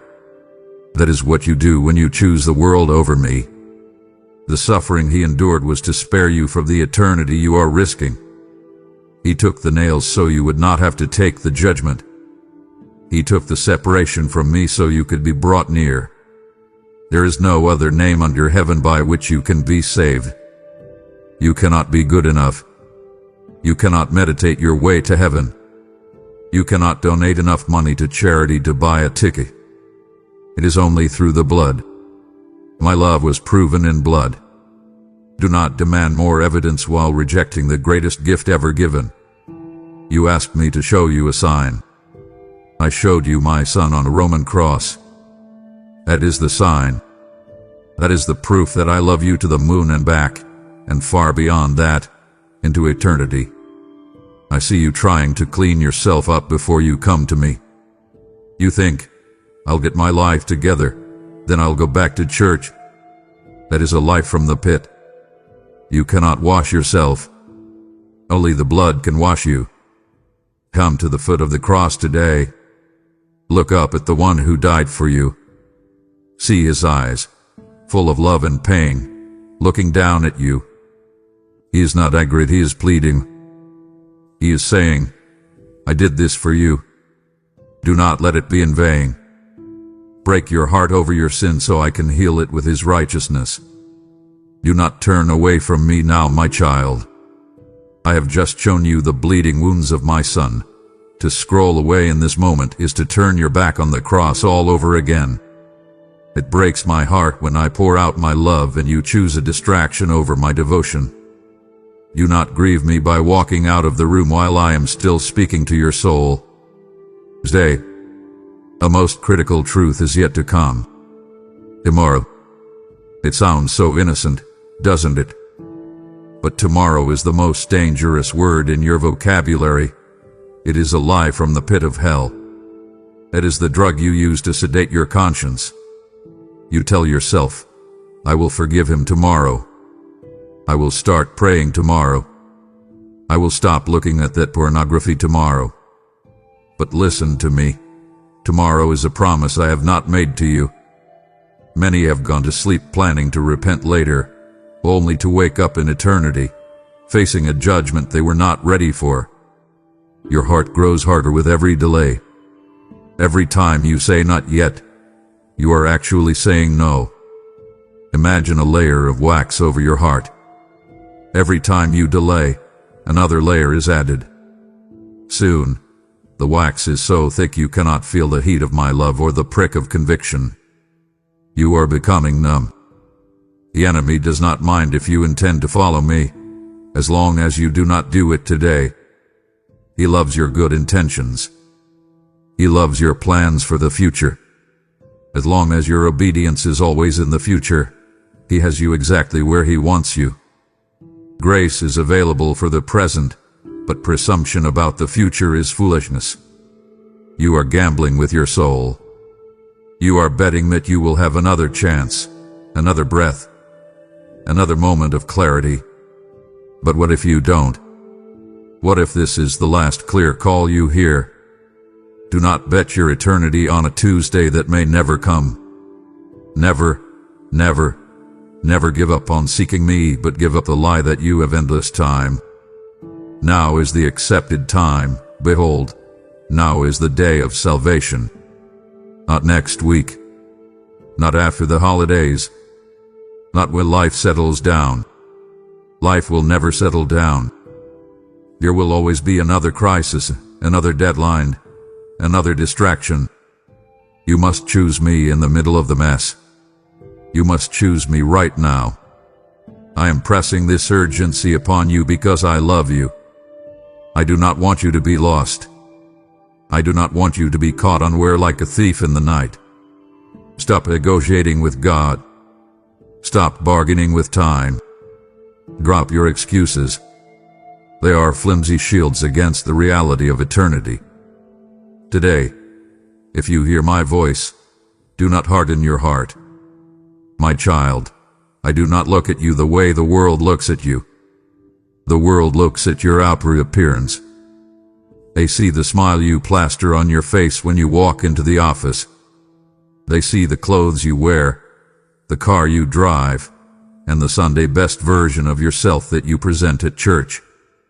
They see your reputation, your resume, and your polite manners. But I am not the world. I am God, and I look at the heart. I see what is happening behind the curtain of your soul when the lights go down and the audience leaves. I see the true condition of your heart, and I must tell you, it is in critical condition. You have become an expert at spiritual management, keeping the exterior clean while the interior rots.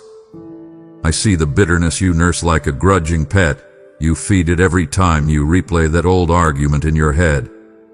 You think you have moved on, but I see the unforgiveness you hold against that person who wronged you years ago. It is a poison you drink daily, expecting them to die, but it is you who is getting sick.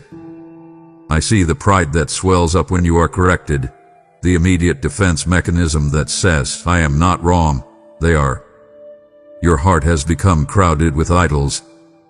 You would never bow down to a golden statue. I know that. But an idol is anything you love.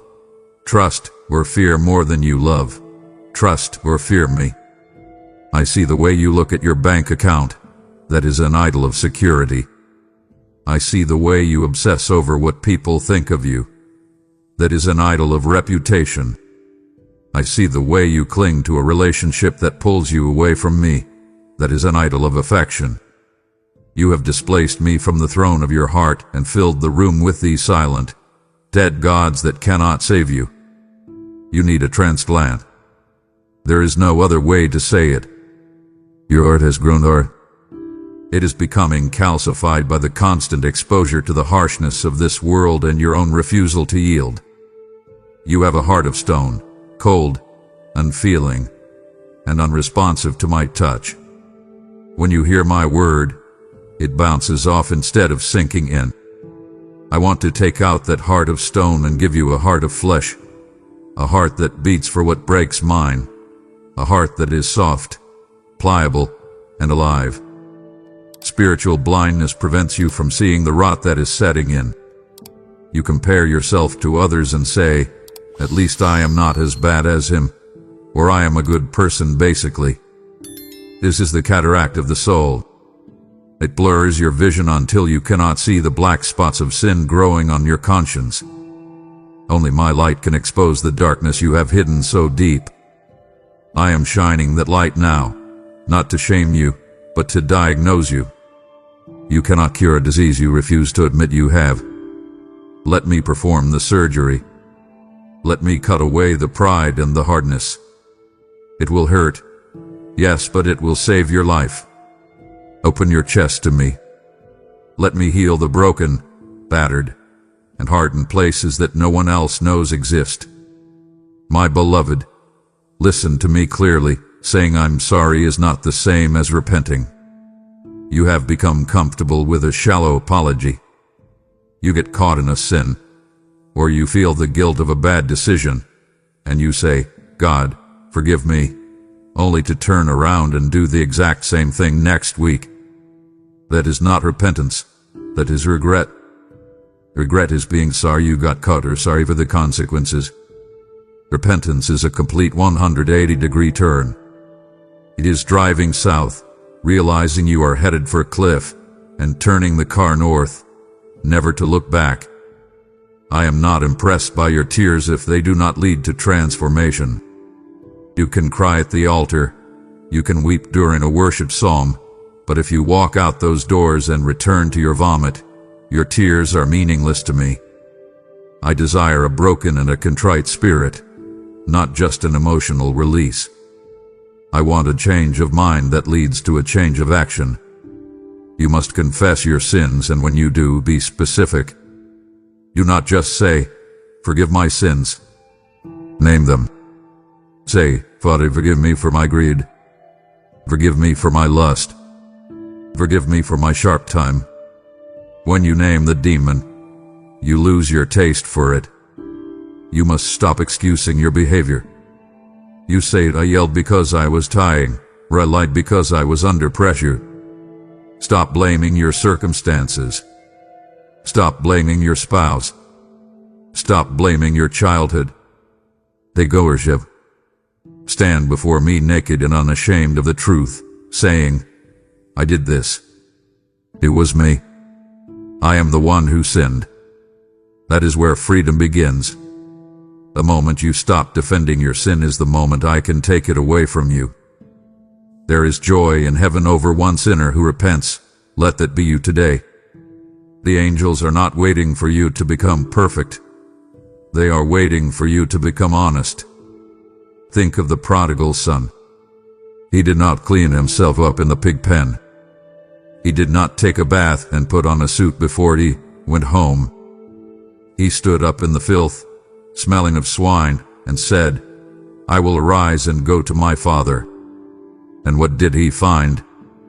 He found a father running to meet him. I am ready to run to you. I am watching the road, waiting for the first sign of your return. But you must make the first turn toward home. You must decide, right now, I am done with this life.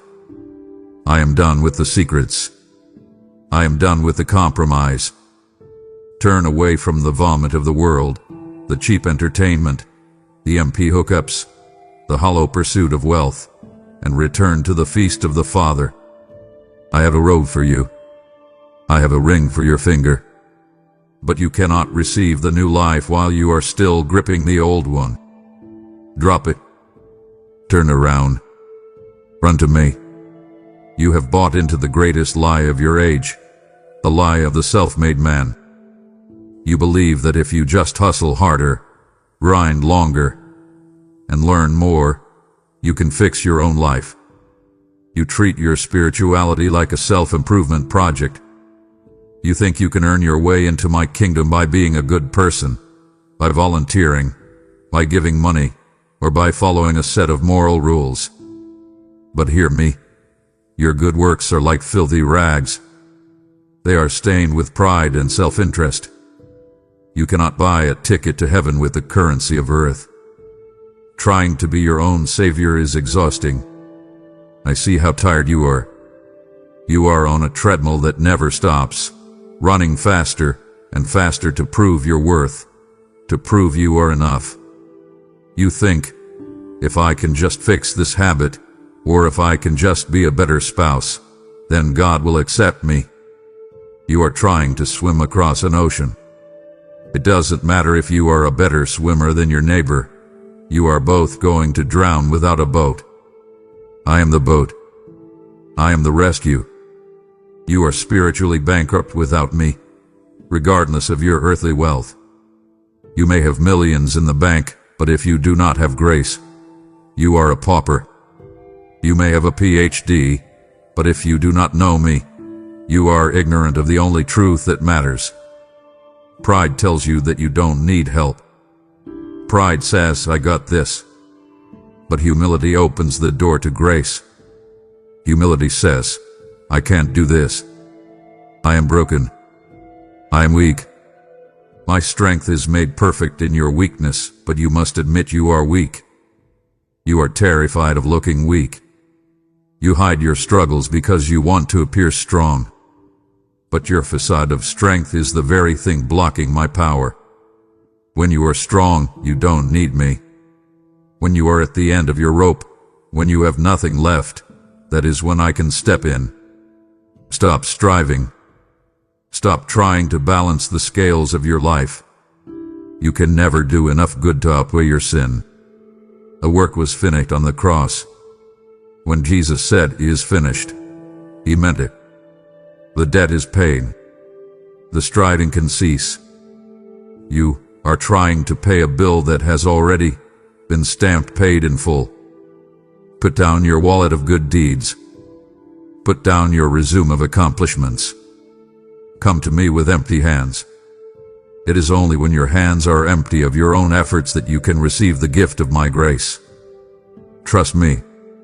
Stop working for salvation and start working from salvation. Rest in the knowledge that I have done what you could never do. I have bridged the gap. Now walk across it. You have felt it, haven't you? The gentle tug on your heart. It happens when you are driving, when you are washing dishes, or when you are lying in bed at night staring at the ceiling. You think it is just your conscience, or maybe just a mood swing. But I tell you, that conscience you hear is my spirit striving with you. I am the voice whispering, "This isn't right," where there is more to life than this. I am the unease you feel when you settle for less than my best. I have put obstacles in your path not to harm you, but to turn your attention to me. That flat tire, that lost contract, that sudden change in plans. Did you ever stop to think that I was redirecting you? I block the roads that lead to destruction. I put up hedges of thorns to keep you from wandering off a cliff. You get frustrated with the interruptions, but those interruptions are my interventions. I am trying to slow you down so you can look up. Think about the coincidences lately. The Bible verse that popped up on your social media feed. The psalm that came on the radio with lyrics that spoke exactly to your situation. The old friend who called you out of the blue and mentioned faith. These are not accidents. These are my messages to you.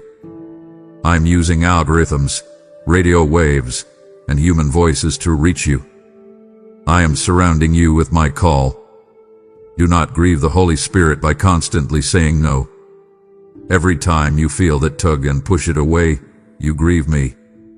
You are telling the Spirit of grace that He is not welcome. There comes a time, and this is a fearful truth, when my Spirit will not strive with man forever. There is a point where, if you say no enough times, I will eventually respect your decision and let you have the silence you demand. Do not let it come to that. Yield to the tug on your heart. It is not a chain meant to bind you. It is a tether of love pulling you back to safety. Imagine you are a child walking near a busy street. I am the parent gripping your hand, pulling you back onto the sidewalk. You might pull away, thinking I am restricting your freedom, but I am saving you from being crushed. That feeling you have right now, that emotional swelling, that desire to change, that is me. Do not brush it off. Do not go make a sandwich and forget about it. Stay in this moment. Answer the call. Say, Lord, I feel you. What do you want me to do? I am pulling you because I want you close. Come closer. I'm pulling you close. Do not pull away. To stop listening now is to sever the lifeline I have just thrown to you. My spirit is striving with you, tenderly trying to save you, and it crushes me when you silence my voice to return to the noise of the world. Do not shut the door in my face when I am trying to set you free. I am begging you, do not let go of my hand. You feel my spirit tugging at your heart to return to me, but know this, I am also tugging at your heart to help me reach the others who are still lost in the dark. This message is a lifeline, and I am calling you to be the one who holds the rope for someone else by supporting this mission. Do not quench the Spirit when He prompts you to sow into this fertile ground. Your generosity is the fuel that keeps this lighthouse burning for the lost. Give, and it will be given to you, pressed down, shaken together, and running over. This is my promise to the one who prioritizes my kingdom. By offering a super thanks or joining as a member right now, you are not just spending money, you are buying time for a soul who needs to hear this warning before it is too late. I see the seed you hold in your hand. Do not let fear keep it in your pocket. Release it now through the links below, and watch me turn your gift into a harvest of righteousness that will echo into eternity. Act now, my child, and partner with me in this rescue. You are in danger, my child, not from persecution or sword, but from the couch and the air conditioner. Ease and luxury have put your soul to sleep. You are lukewarm. You are not cold. You don't hate me. But you are not hot. You don't burn for me. You are comfortable. You have enough money to buy what you need, a home that is safe, and entertainment on demand. And because you are comfortable, you have forgotten your need for God. You treat me like a spare tire, good to have in the trunk for an emergency, but unnecessary for the daily drive. You are seeking your best life now, forgetting the judgment to come. You are obsessed with your renovations, your vacations, and your retirement plans. You are building a kingdom of sand while the tide is coming in. Comfort is often a curse that blinds you. When your belly is full, it is hard to hunger for righteousness. When your life is easy, it is hard to understand the suffering of the cross. You are sedated by the good life, unaware that you are spiritually comatose. I may disrupt your peace to save your soul. Do not despise the shaking. If I have to shake your finances, your health, or your career to wake you up, I love you enough to do it. I would rather you be uncomfortable and saved than comfortable and lost. I would rather you limp into heaven than run effortlessly into hell. Remember the rich fool. He had a great harvest. He said, I will tear down my barns and build bigger ones. I will say to my soul, you have plenty of goods laid up for many years. Take your ease, eat, drink, and be merry. Yehoian succeeded. He thought he had made it. But I said to him, fool, this night your soul will be required of you. He spent his life building bigger barns, but lost the only thing that was eternal. Do not repeat his error. Do not be rich in this world and a beggar in the next. Take up your cross. It is heavy, but it leads to life. Comfort leads to death. The road to hell is paved with soft pillows and good intentions. The road to life is narrow, rocky, and steep. It requires effort. It requires sacrifice. It requires you to say no to your flesh and yes to my spirit. Step out of your comfort zone. Stop living for the weekend and start living for eternity. Your comfort is a deceptive anesthesia.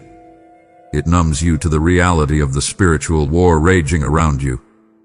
Wake up from your slumber. Reject the soft life. Choose the hard, holy path where I am waiting to walk with you. I speak this to you with tears in my eyes, for I take no pleasure in the death of the wicked. We must speak of the darkness. You live in a world that tries to erase the reality of hell. They treat it like a myth, a joke, or a scare tactic used to control the masses. But I am the God of truth, and I cannot lie to you. Hell is real.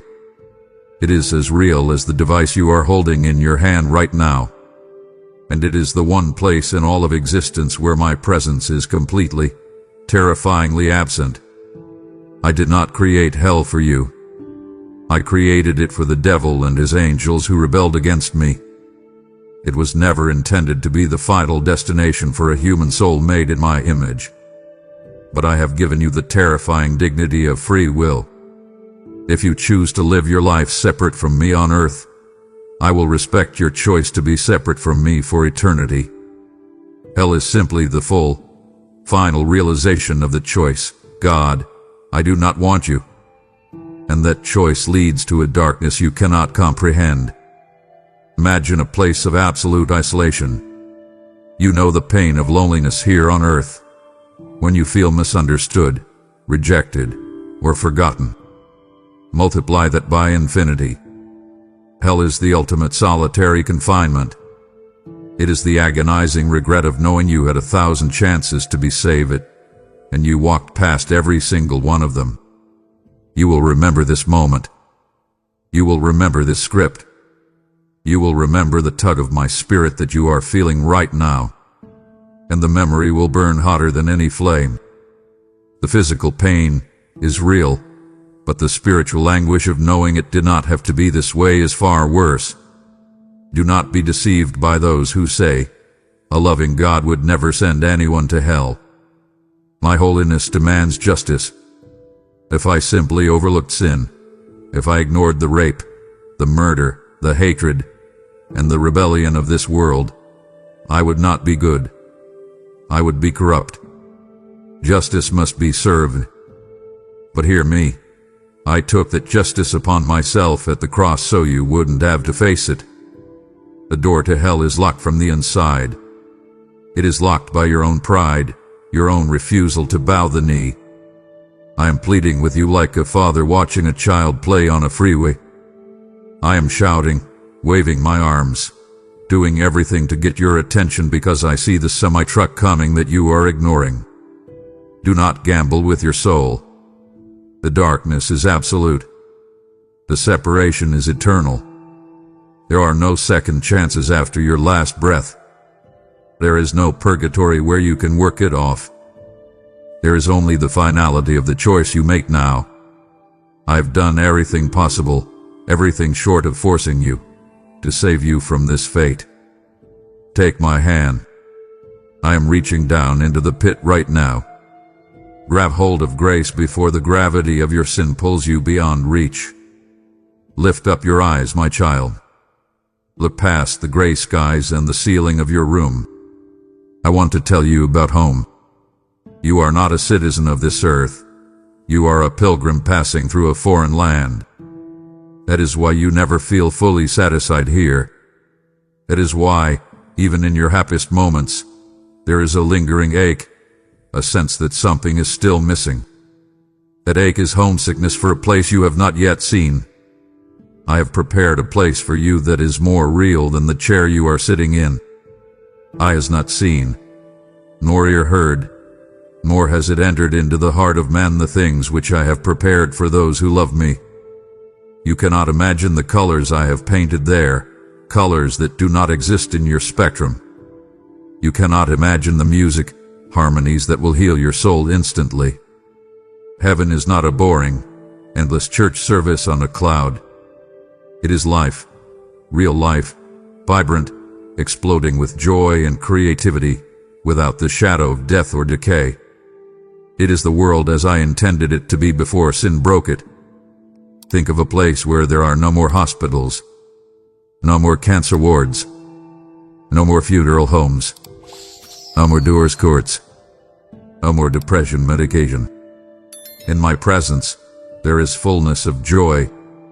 I will personally wipe away every tear from your eyes. I will take your face in my hands and say, "It is over. The suffering is over. You are home." The relief you will feel in that moment will outweigh every second of pain you endured on earth. I am preparing a place specifically for you. It is not a generic hotel room. It is a mansion built with your name on the door. I know what you love because I gave you those desires. Do not leave your room empty. Do not let your seat at the wedding feast be vacant. I want you there. I want to hear your laughter ring out in the corridors of glory. Think of the reunion with the loved ones who died in the faith, grandparents, parents, friends who have gone before. They are waiting for you. They are cheering you on from the balcony of heaven, shouting, "Don't give up. It's worthy. Keep running. Your citizenship is in heaven. Stop building your empire here on this sinking ship. Stop hoarding treasures that moths will eat and rust will destroy. Send your treasures ahead. Lie for the kingdom that cannot be shaken. When you close your eyes in death, I want you to open them and see my face smiling at you, welcoming you into the joy of your master. Look up. Your redemption draws near. The struggles of this life are but a light affliction compared to the eternal weight of glory that awaits you. Hold on. I am coming soon, and my reward is with me. You have pulled away. I have watched you slowly retreat from the body of Christ. You say, "I can worship God alone in nature," or "I don't need the church. It's full of hypocrites." You have been hurt by people who claim to represent me, and for that, I am deeply sorry. But you are making a fatal error. You are trying to survive as a solitary ember. When a coal is pulled from the fire and set alone on the hearth, it does not burn brighter. It grows cold and dies. You are cooling off, and you don't even realize it. The wolf does not attack the flock. The wolf waits for the sheep that wanders off alone. The enemy loves your isolation. He loves it when you are separated from the protection, accountability, and encouragement of other believers. When you are alone, there is no one to correct you when you drift into error. There is no one to pick you up when you fall. There is no one to pray for you when you are too weak to pray for yourself. You are vulnerable. You are exposed. Church is not a building. It is not a club. It is my bride. Do not despise her. She is imperfect, yes, because she is made of people like you, broken people in the process of being healed. But she is my chosen vessel for your growth. You need the annoyance of other people to sharpen your character. I show up inside. You cannot be sharpened in isolation. You will only become dull. You need to serve others, and you need others to serve you. Solitude is for prayer. Isolation is a tactic of the enemy. There is a difference. Solitude is a chosen time to be with me. Isolation is a withdrawal from the family I gave you. You are starving yourself of fellowship. You think you are strong enough to stand alone against the principalities and powers of darkness. You are not. Even the greatest warriors in my word had companions. Moses had Aaron. David had Jonathan. Paul had Silas. Who do you have? Who knows your secrets? Who fights for you in prayer? Return to fellowship. Swallow your pride. Overcome your offense. Find a body of believers where the Bible is preached and the name of Jesus is lifted high, and plant yourself there. It will be messy. People will annoy you. But that is where you grow. That is where you find safety. Do not forsake the assembling of yourselves together, especially as you see the day approaching. You are part of a body, the body of Christ. A hand cannot survive if it is cut off from the arm. Reattach yourself before the tissue dies. I command you, go back to the family. You worry so much, my child. I see you pacing the floor. I hear your mind racing at 3:00 a.m., replaying scenarios, calculating risks, terrified of the what-ifs. You worry, but you do not pray. This is why you have no peace. You carry burdens I never intended for you to carry. You are trying to be the general of your own war, but you have a direct line to the commander-in-chief, and you refuse to pick up the phone. Prayer is not a ritual. It is not a poem you recite before you sleep. It is the lifeline of your relationship with me. It is the oxygen of your soul. When you stop praying, you stop breathing spiritually. I am waiting to hear your voice. Not your religious voice, but your real voice. I want to handle your burdens. I want to heal your hurt. But you treat prayer like a last resort. You try everything else first. You call your friends. You Google the answers. You worry. You plan. And only when everything falls apart do you say, well, all I can do is pray. As if prayer is the least you can do. Prayer is the most powerful thing you can do. You have not because you ask not. You are living in spiritual poverty because you never fill out the withdrawal slip.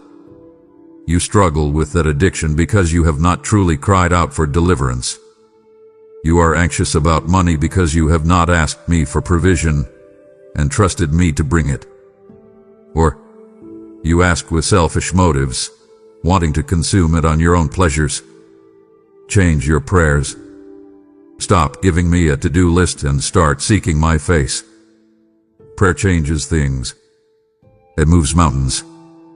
It shifts the atmosphere. But more importantly, prayer changes you.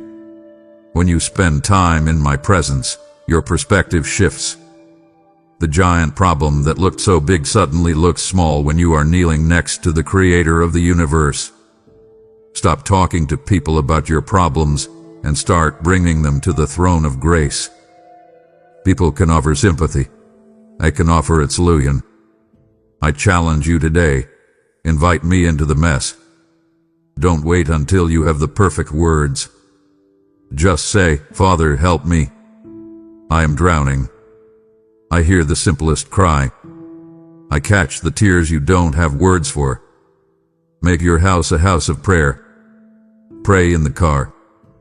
Pray in the shower. Pray while you work. Keep the line open. I am listening. I am ready to act.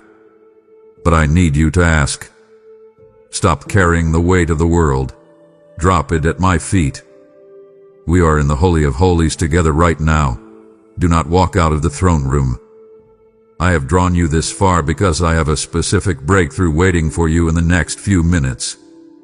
If you leave now, you leave your miracle on the table. Do not disappoint me by abandoning this conversation when we are finally getting to the root of your pain. Honor my presence. Stay until the work is finished. My word is a lamp to your feet and a light to your path, yet you are stumbling in the dark because the book is closed. You had a Bible. Maybe it is on your nightstand, gathering dust. Maybe it is an app on your phone that you never open. You are starving spiritually while the bread of life sits right in front of you. You feed your body 3 times a day, but your spirit gets fed once a week, if that. And you wonder why you are weak. You wonder why you have no power to resist temptation. You are malnourished. The Bible is not just literature. It is not just a collection of old stories. It is the living, breathing voice of God. It is sharper than any two-edged sword. It judges the thoughts and attitudes of the heart. When you read it, it reads you. It is the manual for your survival. You are trying to assemble the complex machinery of your life without looking at the instructions, and then you get angry when it falls apart. My promises are true, but you cannot claim them if you do not know them. How can you stand on a promise you have never read? I have promised to supply all your needs. I have promised that no weapon formed against you shall prosper. I have promised to never leave you nor forsake you. But if these words are not hidden in your heart, the enemy can easily lie to you. He tells you, God has abandoned you, and because you don't know the truth, you believe the lie. The word is a sword to fight the enemy. When Jesus was tempted in the wilderness, he did not use logic. He did not use his emotions. He used the word. He said, "It is written." You are going into battle unarmed. You are walking onto a battlefield with a target on your chest and no weapon in your hand. And no wonder you are getting hit. No wonder you are defeated. Pick up your sword. Read. Meditate. Obey. Do not just read a verse a day to check a box. Feast on it. Let it soak into your mind until it rewires your thinking. Replace the lies of the world with the truth of my word. If you want to hear my voice, read my book. I have already spoken. I have written you a love letter, a battle plan, and a will. Open it. Read it today. Do not let another day go by where you scroll for hours, but refuse to read for 10 minutes. Your life depends on it. This book is not just words, it is life. My child, we must speak about who sits on the throne of your heart. You say you love me, but your actions tell a different story. You fear the opinion of people more than you fear the judgment of God. You are paralyzed by what they will think, your neighbors, your coworkers, your family. You edit your life, your speech, and even your faith to fit into their boxes because you are terrified of being rejected. But in doing so, you are rejecting me. You are choosing the applause of the crowd over the approval of your king. You have placed people on pedestals that were only meant for me. Perhaps it is a spouse you look to for perfect fulfillment.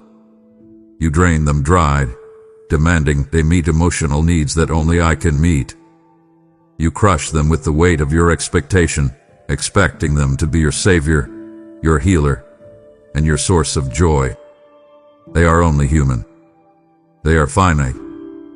They will fail you, not because they are bad, but because they are not God. When you make an idol out of a person, you turn a blessing into a curse. I see the relationships that are dragging you into the dark. You are unequally yoked.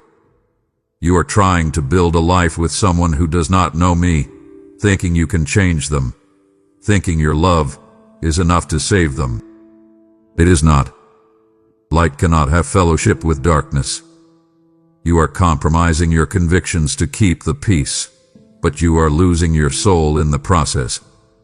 You think, if I leave this relationship, I will be alone. And so, you choose a toxic companion over my presence. I am a jealous God. I will not share your ultimate affection with another.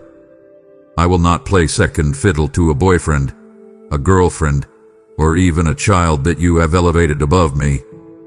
Human love is fragile. It is conditional.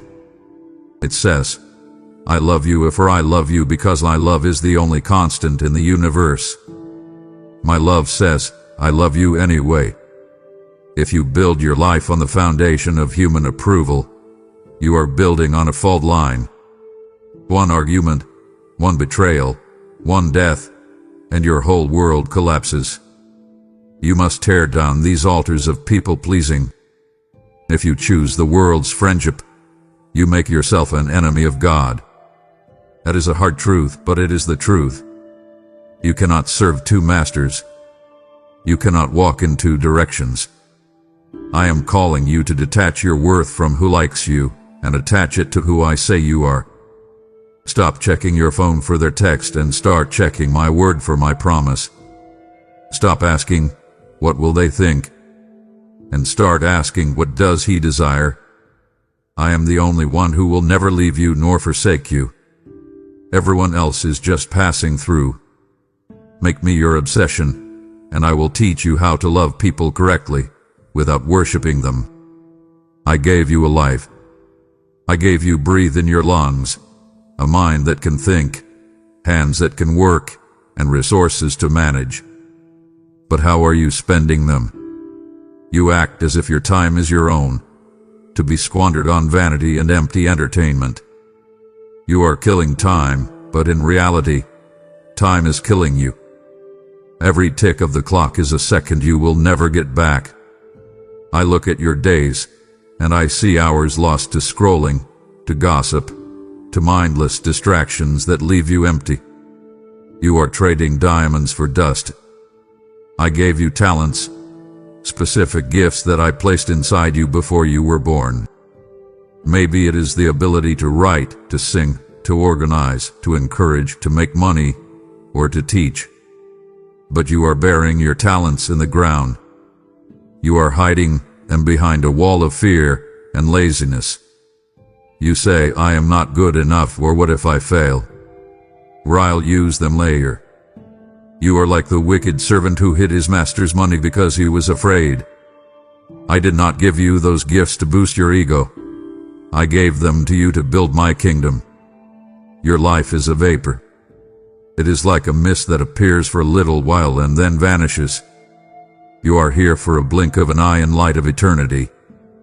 Do not waste your vapor on things that will burn. You spend your energy building your own little empire, your career, your house, your retirement fund.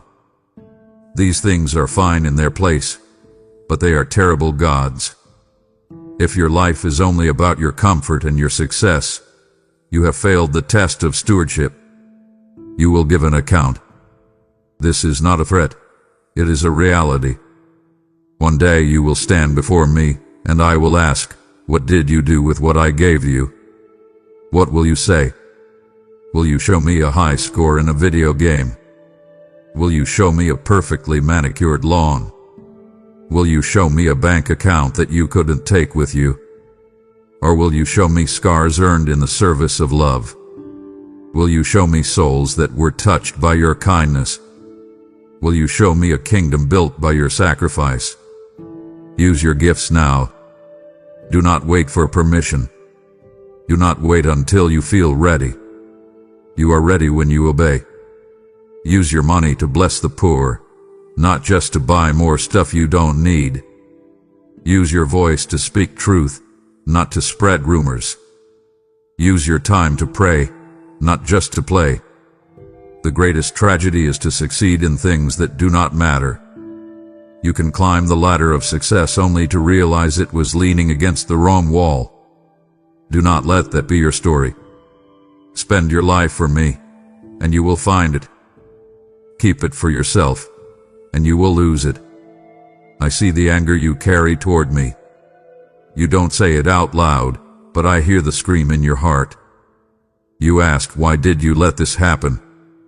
You point to the divorce, the sickness, the job loss, the betrayal, and you say, if you loved me, you wouldn't have allowed this. My child, you misunderstand the nature of my love. My love is not a pampering love that gives you everything you want. It is a purifying love that makes you into who you need to be. You are angry at me for your suffering, but I am using it to refine you. Look at gold. How is it made pure? It is put into the fire. The heat melts it down, and the dross, the impurities, float to the surface so the refiner can skim them off. The refiner keeps the gold in the fire until he can see his own reflection in it. I am the refiner. You are the gold. The fire you are in right now is hot, I know. It's. But I am not trying to destroy you. I am trying to remove the dross of pride, self-reliance, and worldliness from your character. I am near to the broken-hearted. You feel abandoned, but I have never been closer to you than I am right now in your pain. Your pain is the access point for my presence. When you are strong and happy, you often forget me. But when you are broken, you cry out. Do not waste your sorrows. Do not just grit your teeth and wait for it to be over. Let the pain drive you to the cross.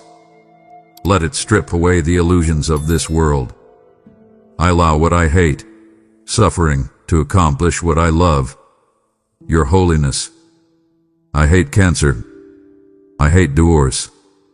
I hate death. These are the enemies I came to destroy. But in this fallen world, I use them as tools to shape you. You want comfort, I want character. You want an easier life, I want a stronger you. You are praying for me to change your circumstances, but I am using your circumstances to change you. Trust me in the dark. It is easy to trust me when the sun is shining and the bills are paid. But true faith is forged in the furnace. Can you trust me when you don't understand? Can you say, though he slay me, yet will I trust him? I have not abandoned you. I am maturing you. I am preparing you for a weight of glory that you cannot carry yet. Stop fighting the process. Lean into me. Let me hold you while you weep.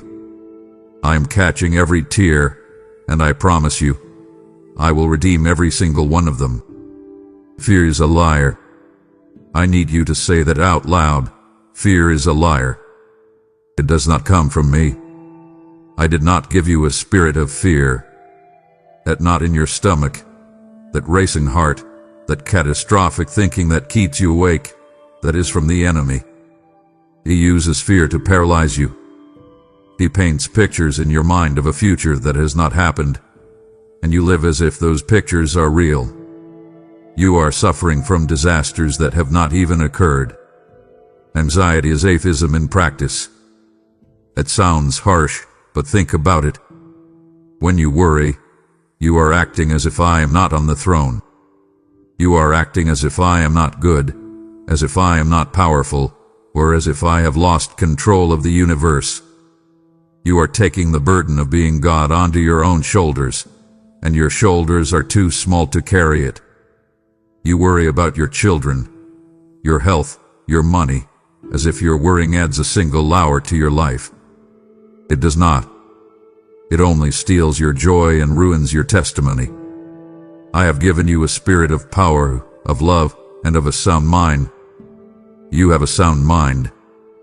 That means you have the ability to control your thoughts. You do not have to be a victim of your own thinking. When a fearful thought comes, you have the authority to arrest it. You can say, no, that is a lie. My God supplies all my needs.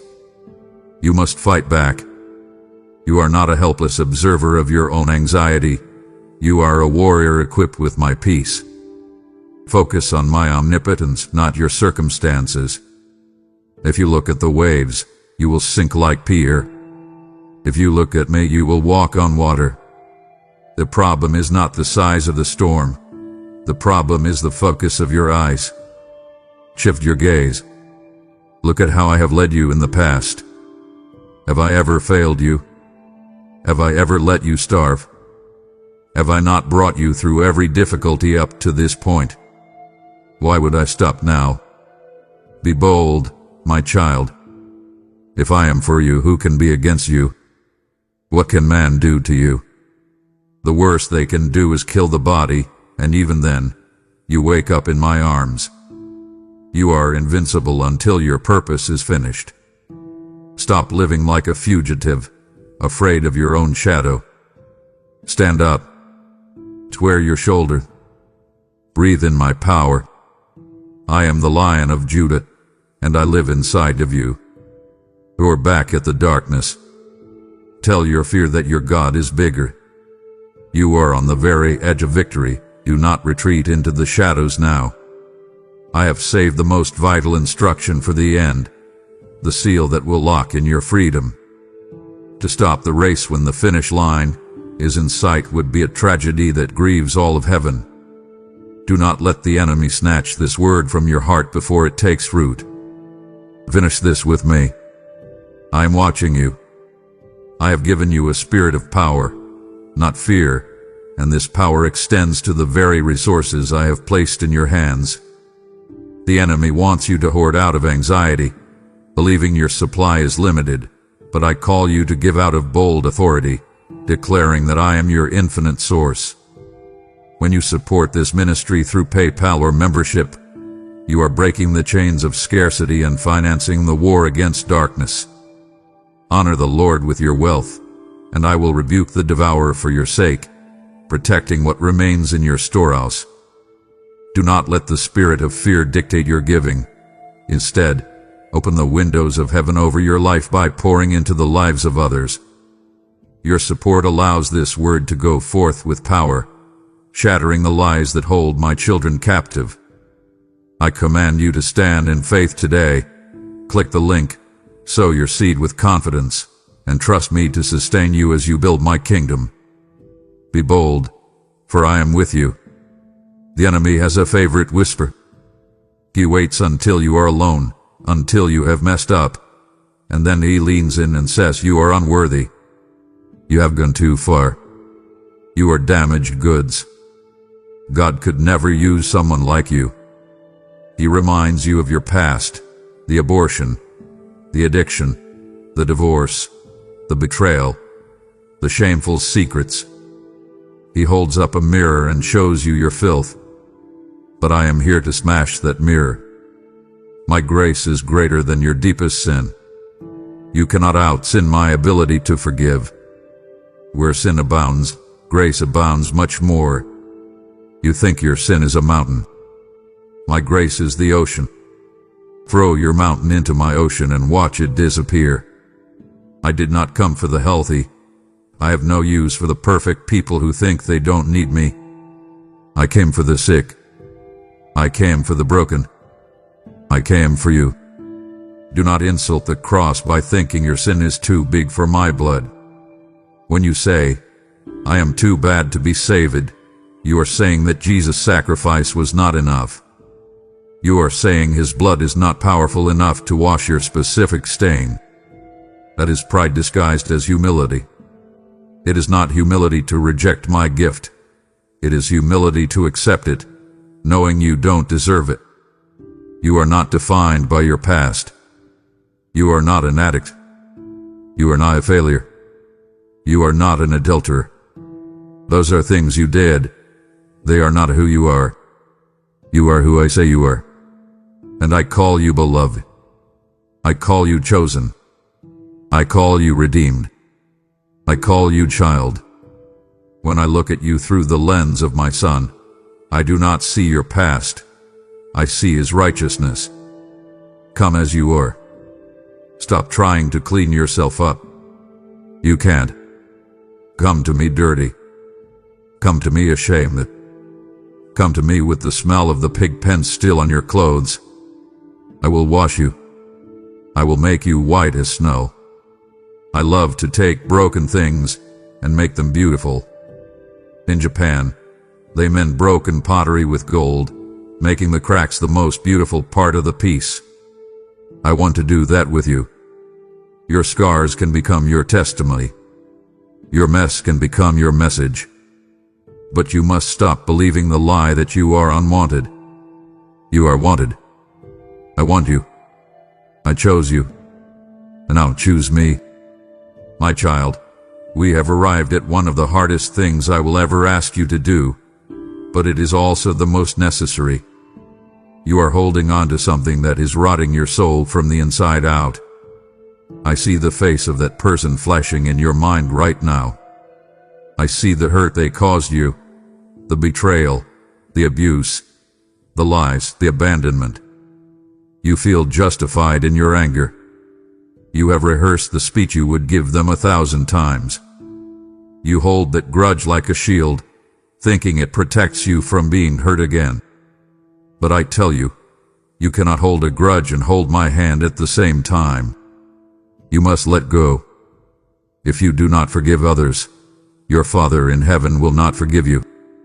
That is a terrifying statement, but I said it because it is true. Unforgiveness blocks the flow of grace. Imagine a pipe that brings water into your home. If you clog the outflow, the inflow stops. You are asking me for mercy every day for your own sins, yet you are choking the neck of the person who owes you a few dollars. You cannot live by the law of judgment with others and expect to live by the law of grace with me. You must choose one system. If you want justice for them, you will get justice for yourself. If you want mercy for yourself, you must extend mercy to them. Bitterness is a poison you drink expecting the other person to die. You lie awake at night thinking about what they did while they are sleeping soundly. You are the one getting ulcers. You are the one losing your joy. You are the one in prison. Forgiveness is not saying what they did was right. It is not saying they are innocent. It is simply transferring the right of judgment from your courtroom to mine. It is saying, God, I trust you to handle this. I release them from my debt. You say, but Lord, they don't deserve it. My child, neither did you. Look at the cross. Did you deserve my son dying for you? Did you deserve the air in your lungs after you used it to curse me? No. You forgive not because they are worthy, but because you have been forgiven so much. The servant who was forgiven $1 million debt but refused to forgive a $10 debt was thrown into prison. Do not be that servant. I am calling you to a supernatural act. You cannot do this in your own strength. Your flesh wants revenge, but my spirit in you can do the impossible. Release the debt. Right now. Say it out loud, I forgive. I release them. Feel the chains fall off. The moment you let go of the judgment, you open your heart to a healing you have not felt in years. Love your enemies. Bless those who curse you. This is the mark of a true child of God. It is the family resemblance. If you want to look like your Father, you must forgive. I need you to open your eyes and look at the world around you. You are watching the news. You are scrolling through your feed, and you feel a low-level panic that you cannot explain. You see the wars, the rumors of wars, the earthquakes in diverse places. You see the lawlessness rising in the streets. You see a culture that calls evil good and good evil. These are not just random events. They are the birth pains of a new age. They are the ticking of the prophetic clock that I set in motion eons ago. The love of many is growing cold, just as I foretold. You see it in the way people treat each other online. The viciousness, the hatred, the complete lack of empathy. You see it in the breakdown of the family. You see it in the church, where many have fallen away, chasing after ear-tickling doctrines rather than the hard truth of the gospel. These signs are not meant to scare you. They are meant to prepare you. They are the flashing red lights on the dashboard telling you that the engine is overheating and the destination is near. Do not be asleep at the wheel when the bridegroom arrives. Many in your generation are living in a stupor. They are eating, drinking, marrying, and giving in marriage, completely oblivious to the storm gathering on the horizon. They are like the people in the days of Noah, mocking the rain until the water was up to their necks. Do not be like them. You have been warned. You have the book. You know how the story ends. Live every day as if it were the last day, for it very well might be. If I came back tonight, would I find you faithful? Would I find you doing the work of the kingdom? Or would I find you distracted by the toys of this world? Would I find oil in your lamp, or has your fire gone out? The foolish virgins thought they had time to buy oil later, but the door was shut while they were out shopping. Do not let the door shut on you. The night is coming when no man can work. There is a deadline. There is a moment coming when the opportunity to witness to your neighbor, to forgive your brother, to give to the poor, will be over. Be about my business now. Stop living for the American dream or the European dream or whatever dream your culture sells you. Lie for the kingdom. Lift up your head, for your redemption draws near. The chaos you see is not the end of the world. It is the clearing of the stage for the return of the King. Be ready. Keep your eyes on the eastern sky. I'm coming soon. My child, we are reaching the end of this conversation, but I pray it is the beginning of your new life. My hand is outstretched to you right now, in this very moment. Can you see it? Can you feel the weight of my glory in the room with you? I am not a distant concept. I am a person, and I am standing at the door of your heart. I am knocking. Listen. Knock, knock, knock. I will not kick the door down. I am a gentleman. You must open it from the inside. You have the handle. Do not harden your heart as they did in the rebellion. You have heard my voice today. You have felt the conviction in your gut. That is not indigestion. That is the fear of the Lord, which is the beginning of wisdom. Do not brush this off. Do not say, that was a nice motivational reading, and go back to your old life. If you walk away from this encounter unchanged, your heart will be harder tomorrow than it is today. And one day, you might not be able to hear the knock at all. The Spirit and the bride say, "Come." Let him who hears say, "Come." I am offering you water that will quench your thirst forever. You have been drinking from broken cisterns, relationships, careers, substances, entertainment, and you are still thirsty. You are parched. Your soul is cracked and dry like a desert floor. Come to the waters. Come buy wine and milk without money and without price. I am the living water. If you drink of me, you will never thirst again. Choose life, that you and your descendants may live. This is a choice between life and death. It is not a choice between religion and fun. It is a choice between existing and living. It is a choice between eternal darkness and eternal light. I am sitting before you an open door. Walk through it. Drop your defenses. Drop your arguments. Drop your pride.